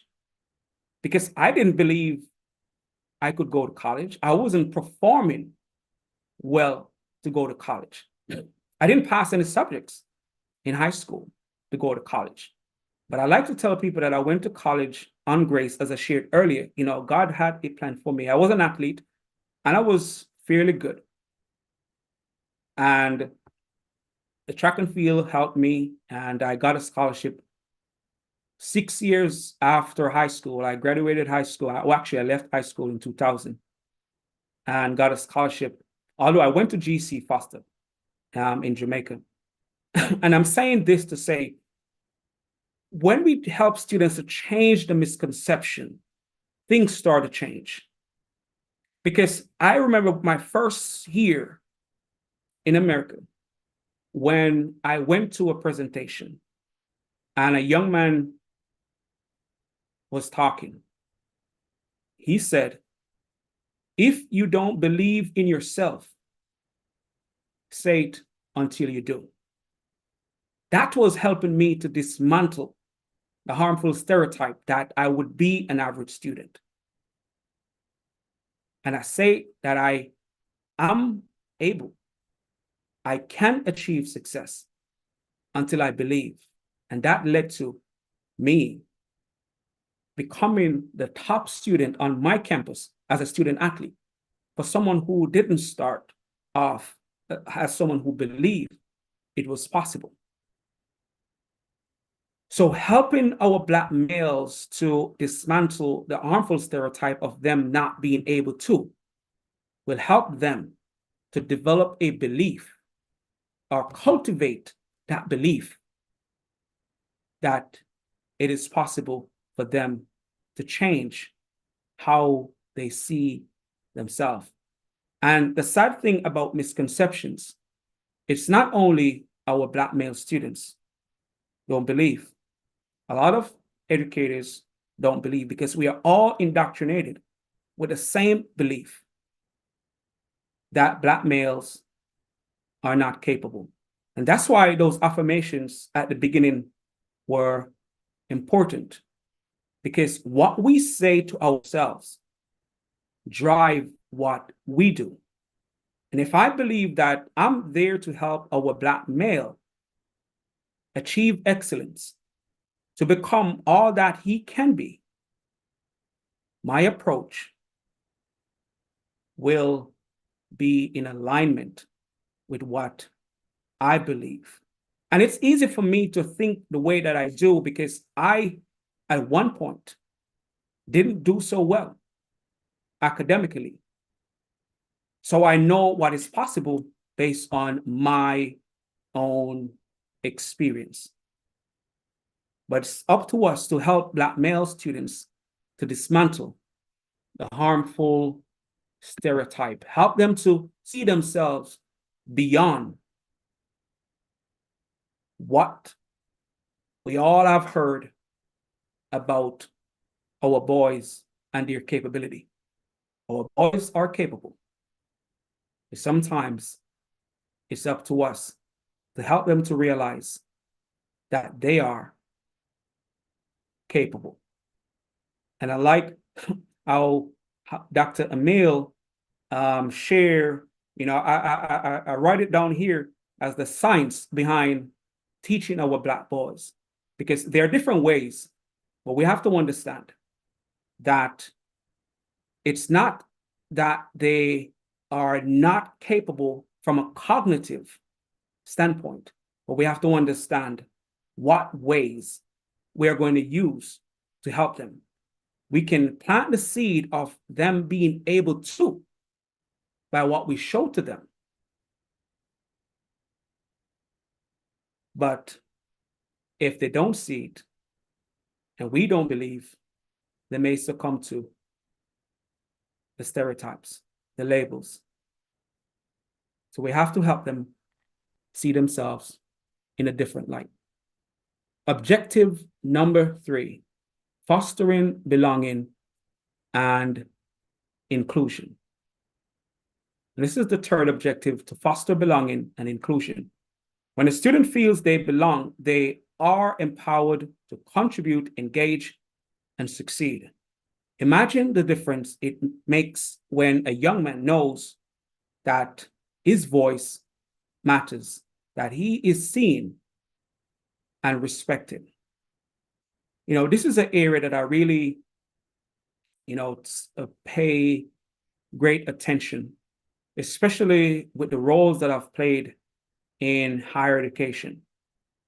I let my students, especially the black boys, especially if they're coming from an underserved community, especially if they have a low GPA when they start their journey, I help them to understand that I'm here for them. I let that student know that I see him. I let that student know that I respect him. And for us to foster belonging and inclusion, it's not just to say, I respect you, I value you. It's important that we learn about their experience, because that shows that student, I care about you. So learning about their experience give us a better chance to help that student to look beyond their experience or what they have been conditioned to think about themselves. And we know that environment and culture impacts our student. Because if you're from an environment where all you see are negatives, you have to be strong not to succumb to those negatives. And again, as educators, we have to create those spaces so our black males know and feel they belong.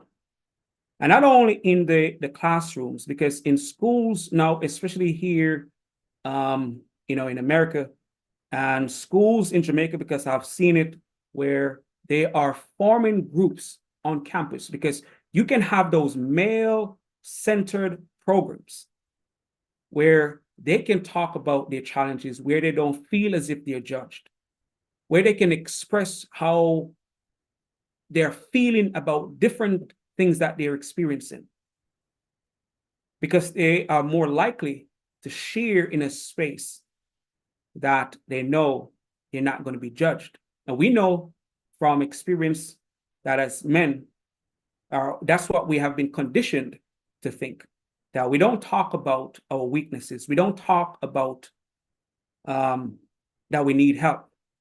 So in fostering an environment of belonging and inclusion, we have to bring those stuff to the surface.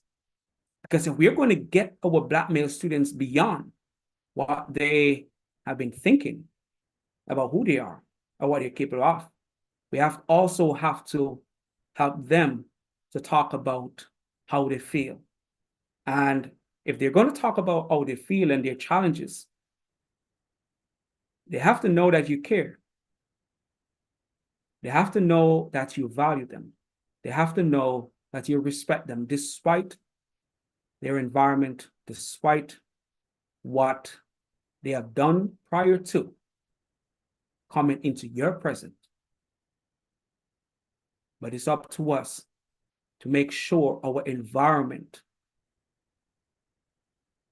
supports our black male students. Our boys need the environment where they can thrive, where they can achieve despite what they have heard. We have to help cultivate that within that space, help them to change their mindset and their perspective. and maybe also to help us to change our belief of our Black boys. Because if we don't believe they can, no matter how much we know our content, we're going to see them through the lens that they can't.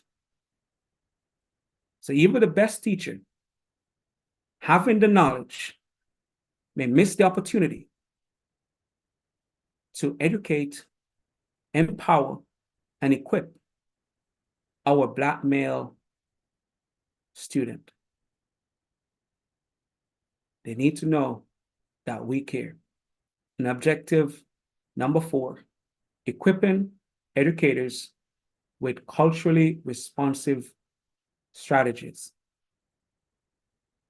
We have to help the teachers, from training, from books. We have to help teachers to become more culturally responsive or culturally competent, because they are there to mold the minds of the future. Equipping ourselves with cultural, it's important.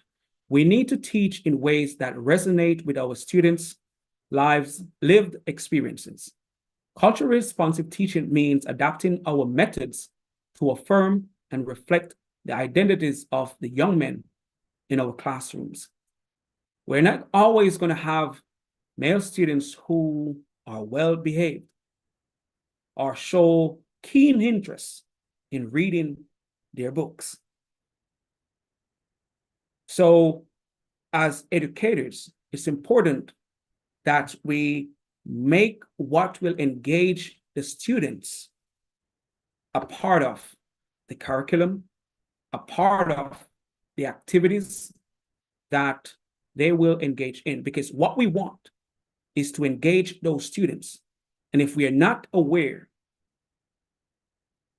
we're not going to do the best job, even if we have graduated at the top of our classes, because we have some smart teachers, well-educated teachers, but sometimes because of the lack of awareness of what Black males are dealing with, they don't get to reach them. And that's where being culturally competent or equipping the teachers with culturally responsive strategies comes into play when it comes to empowering our students. And those are like practical steps include culturally relevant material and integrating storytelling. Jamaicans, we are great at telling stories.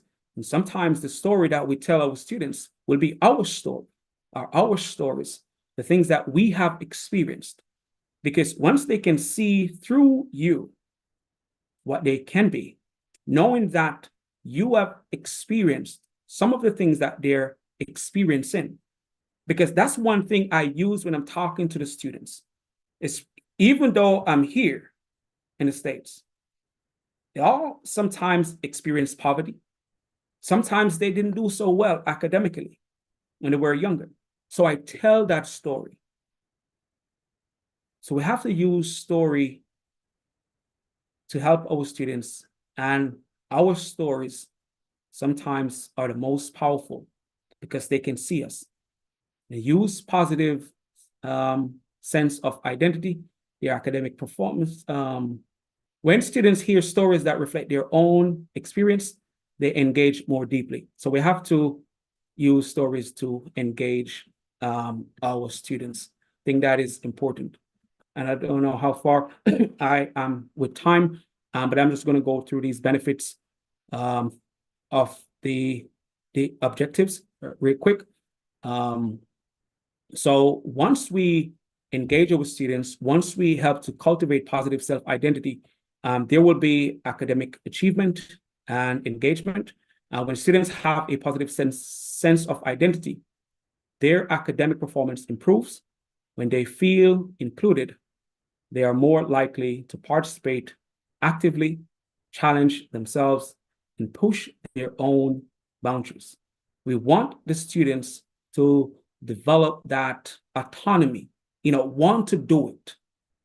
Because we don't want to be behind them all the time to tell them, oh, you can do it.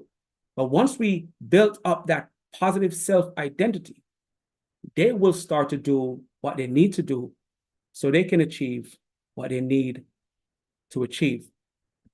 Greatness is in the student. All male students have greatness. Their greatness may be different, or they may excel in different ways. And it's up to us to help tap into what they're good at. As Dr. Emil said, we have to see what they like. If we see the students drifting off, steering, it's important to, pay keen attention to what they're doing, because we can help tap into something that they love.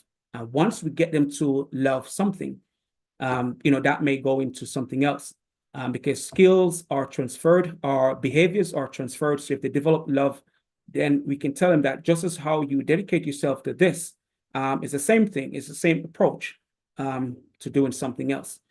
And also, when we help students to develop positive self-identity, create a sense of belonging, challenge the stereotypes. Stereotypes can create tension, which we know, and misunderstanding. By dismantling stereotypes and fostering inclusion, we create an environment where students feel safe to express themselves, to build relationship, and support one another.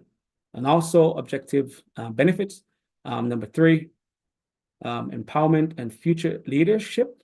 Most importantly, we're investing in future leaders. These young men will grow up to be the community builders, the change makers, and the role models for next generation. By cultivating their identities today, we are planting seeds for a brighter and more just tomorrow. And I may skip over this a bit, and then I go to another section. But these are just practical strategies for immediate implementation. So create culturally relevant curricula, establish mentorship programs, which is really, really important. Again, because that's one way to get males in front of the students, males who have overcome their own challenges, males who are leaders within the community, males who are want to see change within our school setting, want to see Black males do well academically. So mentorship programs are really important. Foster open dialogue, as Dr. Emil mentioned, get the students to be involved in what we are doing, and engage families and communities. That which you have heard from the other speakers, how important to engage families and community. So my call to action is this. As we come to a close, I want to leave you with this. Changing the narrative for Black male students is not just their fight. It's our collective mission. Each day, we have the opportunity to affirm their worth, to challenge the status quo, and to empower them to be who they are meant to be. But we have to go into those spaces that we are entrusted with the next generation, with a mindset and belief and a strong sense of purpose to empower, and that they are capable of achieving whatever goals they want. And sometimes the goals that they may want right now may not be the best for them because they're exposed. So we have to help direct them. And that's where we bring in people, Black men in the community, or just men on a whole, because sometimes, I know it's in Jamaica, but, like white men maybe, or even Chinese who are in Jamaica, just to share. But we want our male students to realize that it is possible despite their upbringing or despite their challenges or despite what they may have heard about what they're capable of. So this call to action, it's on us each day. We have the opportunity to affirm their worth, to challenge the status quo, and to empower them to be who they are meant to be. Our Black males, our boys, they have potential. They have greatness within them. They can achieve just about anything. They can perform as well as the girls. I strongly believe that. I believe Black males can excel. We have to create the culture. It may take time to create that culture, because the culture we have is that females outperform males in their academics. And even though we may not get up to the 70%, but we can increase from the 20% or the 80% to the 20% and have more of our Black males excelling academically. But we have a responsibility to affirm them, to help them challenge the status quo, to empower them to be who you're meant to be. And for the black men on the call tonight, let's not only share what is possible, let's be it. Let me say that again. Black men on the call tonight, let's not only share what is possible, but let's be it. What we do, how we show up is critically important when it comes to changing the narrative, changing how our Black males see themselves, because they're seeing who they can be through us. And if we are flip-flop, we do one thing today and do something next tomorrow, they're not going to believe. We have to be consistent.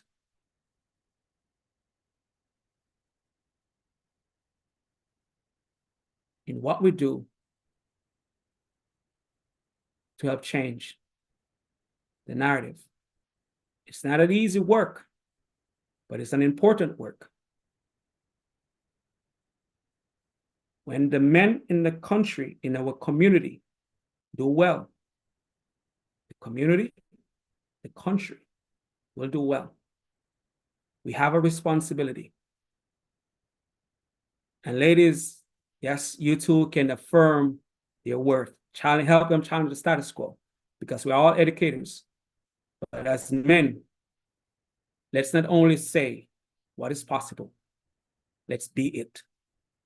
And today, and I'm getting closer to the close of my presentation today, I ask each of you to commit to this mission. Let us build classrooms where Black male students can see themselves reflected, where their identities are celebrated, and where they feel empowered to dream big. This is our battlefield, but it is also our opportunity to bring forth transformation. Today, together, we can help young Black men not only see themselves differently, but see the world differently and ultimately change it. We can be the start of increasing that 20%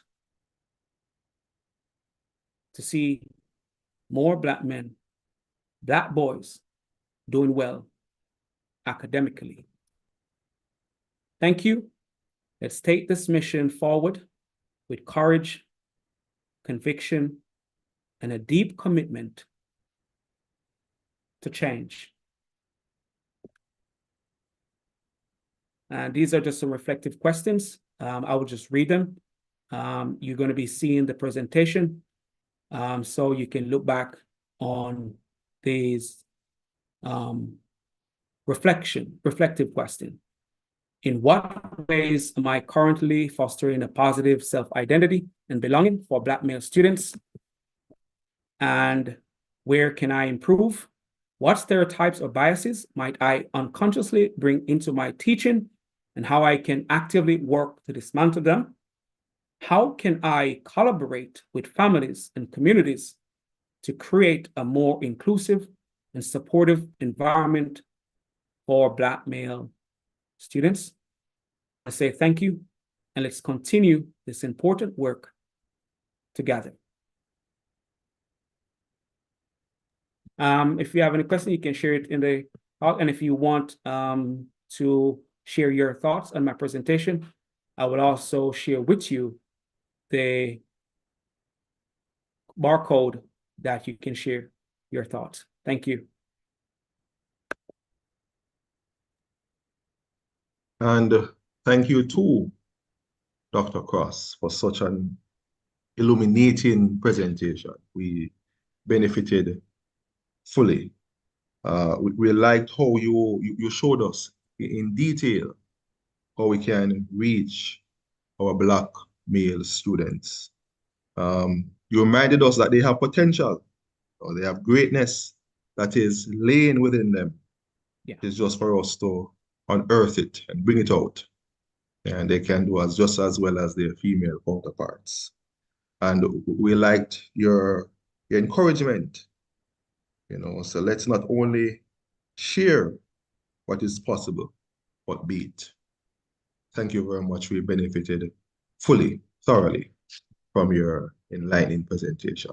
And just to read some of the comments, I was looking through some of the comments on YouTube earlier. Okay. One person said, excellent presentation. Somebody said, thank you. Another person said, as a new teacher, I really appreciate the informative presentation.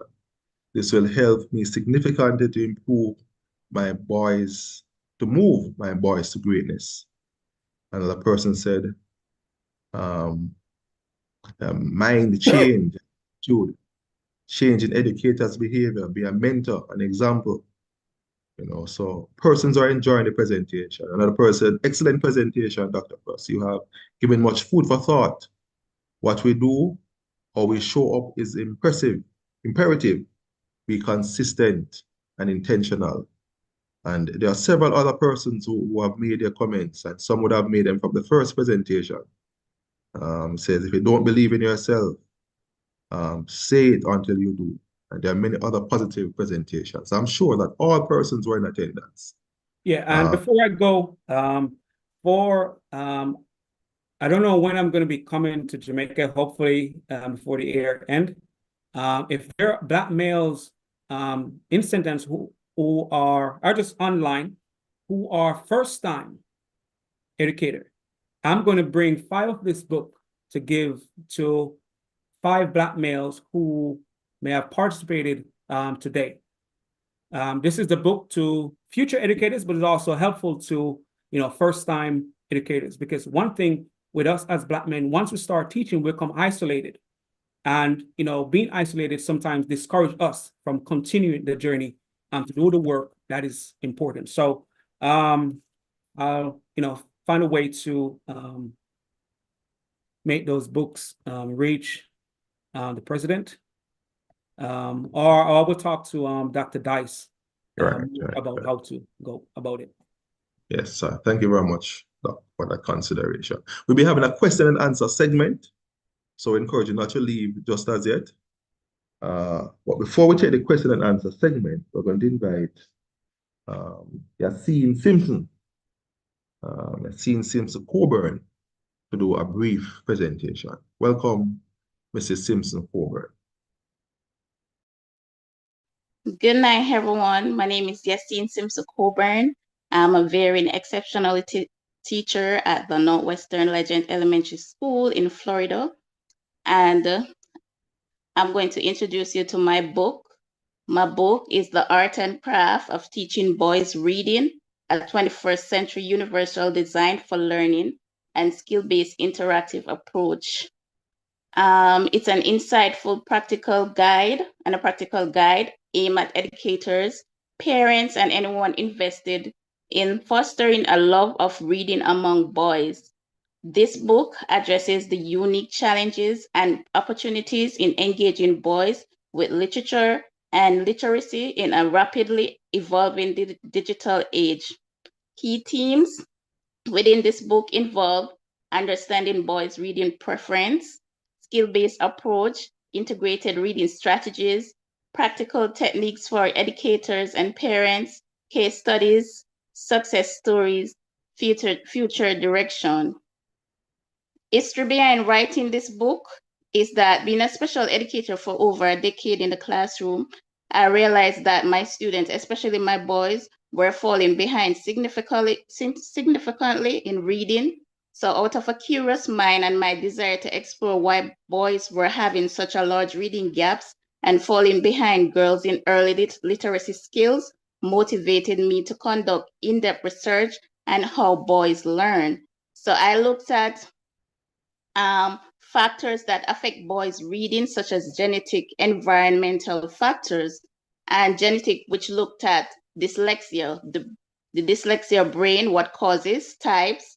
Also, I look at the phonological modules of students with dyslexia, which focus on the glitch in the reading gap of the language system of the brain, where students have difficulty in deconstruction of letters, sound, and from sounds to print. I also looked at environmental factors, which looked at low socioeconomic condition, boys' absenteeism from school, as well as societal conditions, which examine family structure, children having children, latchkey children, barrel children, absentee of positive male role models, shortages of trained specialists, and lack of funding as well. I also engage in interactive instructional strategies such as explicit systematic phonics instruction, more of a structured literacy, which follow guidelines to ensure that my boys were successful in the classroom, instructional routine, as well as instructional accommodations for them. Differentiated instruction, maximize each student's growth by recognizing that students have different ways of learning, different interests, and different ways of responding to instruction, especially boys. I look at where the focus activity is the same, but the routes of access vary. This is where you incorporate a lot of instructional accommodations. Also, I look at multisensory instruction. This is universal because what it does, it connects struggling students, those who with learning disabilities, particular dyslexia, help them learning to use all their senses while reading a book and rely on their strength. And you know that boys are mostly visually kinesthetic learners. They like movement. They're single focus driven, and they're more musical inclined because that's how the brain was boys structure, right? So I look at echo reading, partner reading, repeated reading, guided reading, it's interactive games, incorporation of technology. So I'll mostly focus activity-based learning, more of a student engagement approach, so that my boys were very successful. Because in the unit, at the time I had 20 boys and only 5 girls at the time. And I only cater for 30 at least 7 boys and 6 girls, and most of my students were reintegrated to the regular classroom system, and most went on and passed their grade 4 performance tasks, grade 5. They're now in grade 6. So my book, there's a scope and sequence for teacher, because teaching boys reading, especially, you have to have a fixed plan, which serves as a guide and chart your journey. And mostly, sometimes classroom visual schedule management is important for boys, especially those who have ADHD, autism as well. Also, For me, I also do check-in and check-out. Those are motivational strategies to help boys learn, as well as if-then statement strategies. So these are some of the tools that I've utilized, and they're research-based, and they're very effective. So that is what my book is mostly mainly about. So, and my book is now available on Amazon, and I will post the link in the chat so you can have access to it. Any questions? All right, thank you very much, Mrs. Coburn, for putting such a book together. And thank you also for coming to share with us this book that you have published. All right, so at this time, we're going to take questions. If you have any question, you can post it inside the chat, or you can raise your hand, and we will call on you, and you can ask your question to any of the presenters that presented this evening.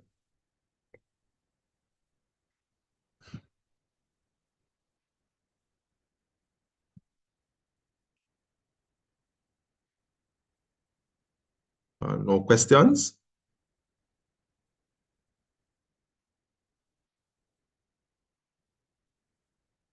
All right, very well. Has always been said that if you want to know if you're a good teacher, is that after you have taught your lesson and there are no questions. So it means therefore that our presenters were good presenters, were good teachers, good instructors this evening. All right, so we're going to move along. So I'm going to ask Dr. Dice to just remind us how we can go about accessing the certificate. Dr. Dice? Yes, I'm right here. Okay, hi everybody again. We're gonna post the link to the survey for the webinar in the chat in a moment, and you're going to take about 2 or 3 minutes to fill out the form. It's a Google form. As soon as you fill it out with your correct email and write in your name properly, because you're going to generate the certificate. So as soon as you fill out the survey and fill it out appropriately, so that Mr. Mackenzie and myself too, we can have some real data on workshops, and so we can plan for the future. As soon as you fill that out, you will have the certificate. It's an e-certificate in your email, similar to the other ones that we have done already. So that's it. Please remember to subscribe to our YouTube channel, and so you can have access to notifications as well. Mr. Mackenzie, over to you. Yeah, thank you very much, Dr. Dice. And I must again express our appreciation for you coming on board to host this magnificent webinar. Yeah, no problem. All right, so at this time, we'll invite our President-elect for the Parish of St. Anne, Ms. Marlene Edwards, to do a vote of thanks.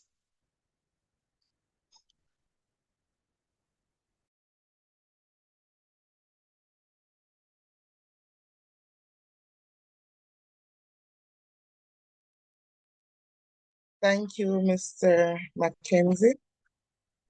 Ladies and gentlemen, good evening. As we draw our enlightening session on the teaching of voice to a close, I would like to take a moment to express my heartfelt gratitude to all those who made this event possible. First and foremost, I would like to thank our esteemed speakers, Dr. Philbert Amiel and Dr. Richard Cross, for their valuable insights and expertise. Your contributions have not only enriched our understanding, but also provided us with information and practical strategies to enhance the teaching of our boys. We are indeed called to action. A special thank you to the National President of the Jamaica Teachers Association, Dr. Mark Smith, the Community Relations Officer from the Ministry of Education, Region 3, Mr. Delroy Williams, and Dr. Dwayne Dice, founder and CEO of Educational Solutions International. Thank you for sharing your greetings and sharing with us your profound interest and views on the importance of us focusing on how we reach our boys. Mrs. Simpson Coburn, thank you for sharing your book with us. We look forward to getting the chance to acquire one and to benefit from the information therein. To all the parish executive members and the technical team for your meticulous planning and seamless execution of this online session. Thank you. Your efforts ensure that everything ran smoothly, allowing us to focus on these presentations. I also want to extend my appreciation to each participant, your attendance, and the fact that you are still online have made this session dynamic and meaningful. It's inspiring to see so many dedicated individuals committed to improving the educational landscape for our boys. Let us carry forward the knowledge and ideas we've gathered this evening. Together, we can foster a supportive and effective learning environment that empowers every boy to reach his full potential. Thank you once again for being a part of this session. Enjoy the rest of your evening.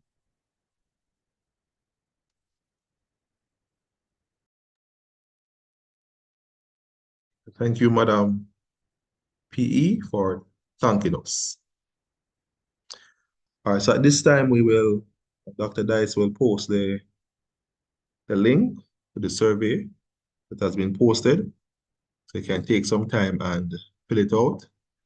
And remember, as Doc said earlier, that ensure that your name is spelled correctly, and also ensure that your email address is typed correctly as well, so that we can send the e-certificate to you.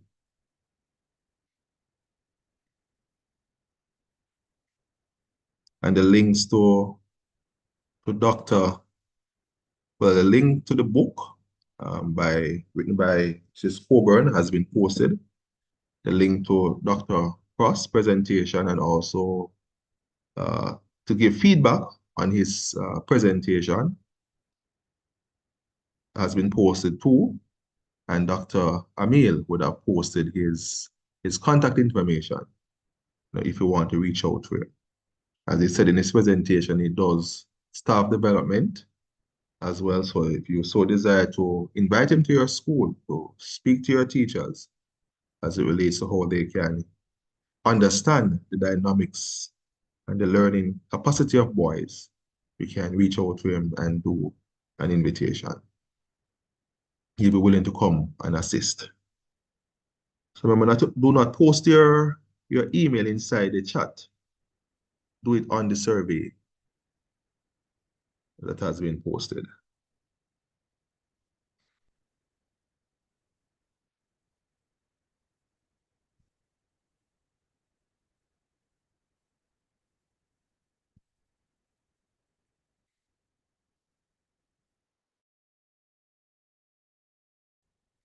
But the contact information for Dr. Amil, could you repost your contact information? I don't know if you're still online.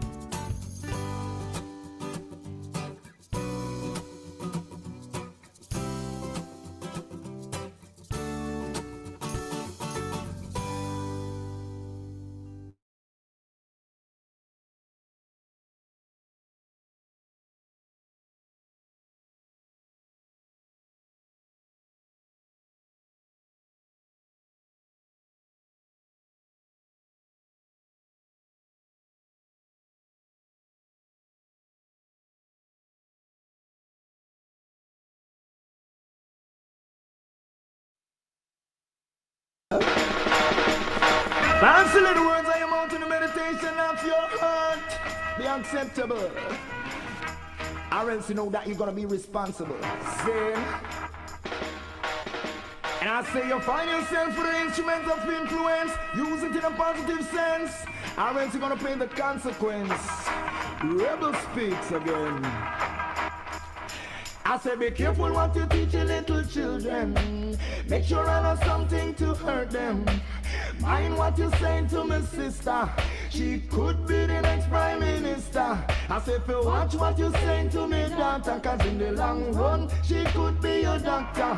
Oh, you fi mention that to me son Dan. I mean no I'm a little boy fit on a gunman. Still you never listen. Your ears must be missing. Every day you say you're gonna shine and a glisten. You're talking for the scream and the lighter and the whistle. It look like you forget all about that blessing. The words not from your mouth. Meditation of your heart should be free from negative. Have every sort. Want a good cow, you better go a good calf. Be careful what you inject. What you inject in the youth them talk. And just watch what you teach your little children. Make sure I know something to hurt them. Mind what you saying to me sister, cause she could be the next prime minister. I say be careful what you saying to me daughter, cause in the long run she could be your doctor. Oh, you fi mention that to me son Dan. I mean oh I'm a little boy fit on a gunman. Mr. Tire, Mr. Jacket, you false prophet, leading the children astray. You fi stop it. Just a money rocket for put in your pocket. Give the people water fi carry in a basket.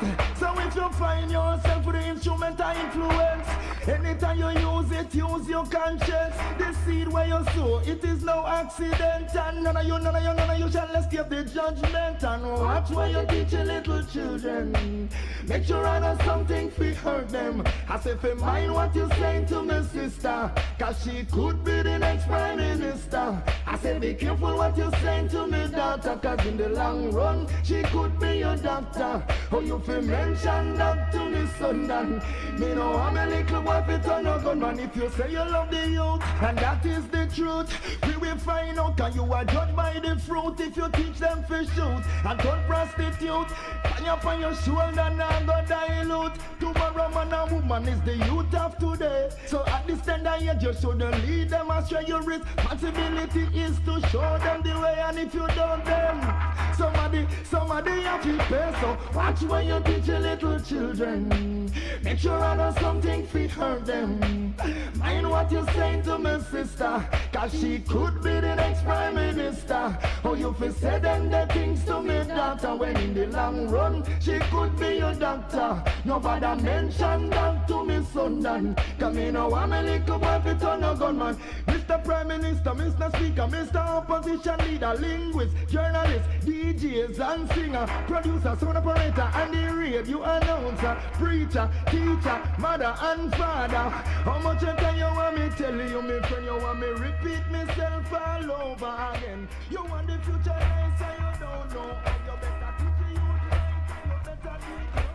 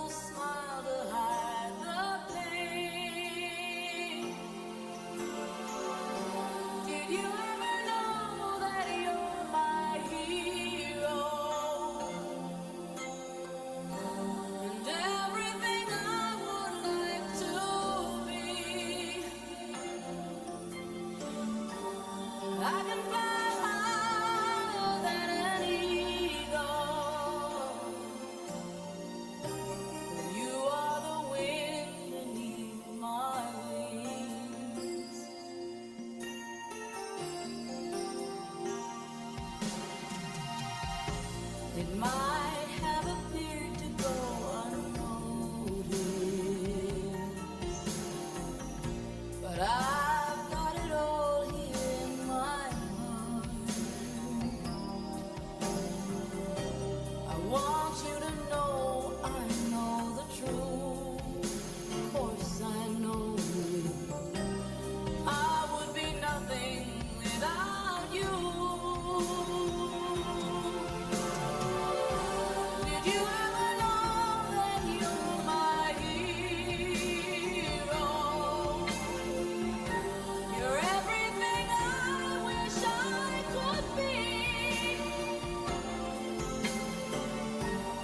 I would fly higher than an eagle, for you are the wind beneath my wings.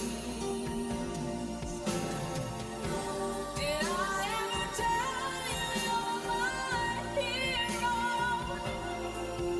You're everything, everything I wish I could be. Oh, and I can fly higher than an eagle, 'cause you are the wind beneath my wings. Oh, the wind beneath my wings. Fly,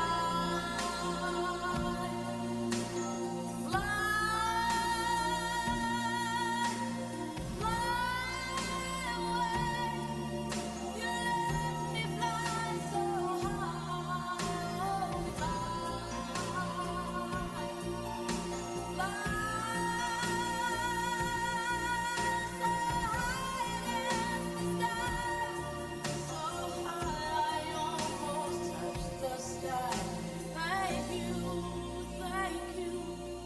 Thank God for you, the wind beneath my wings.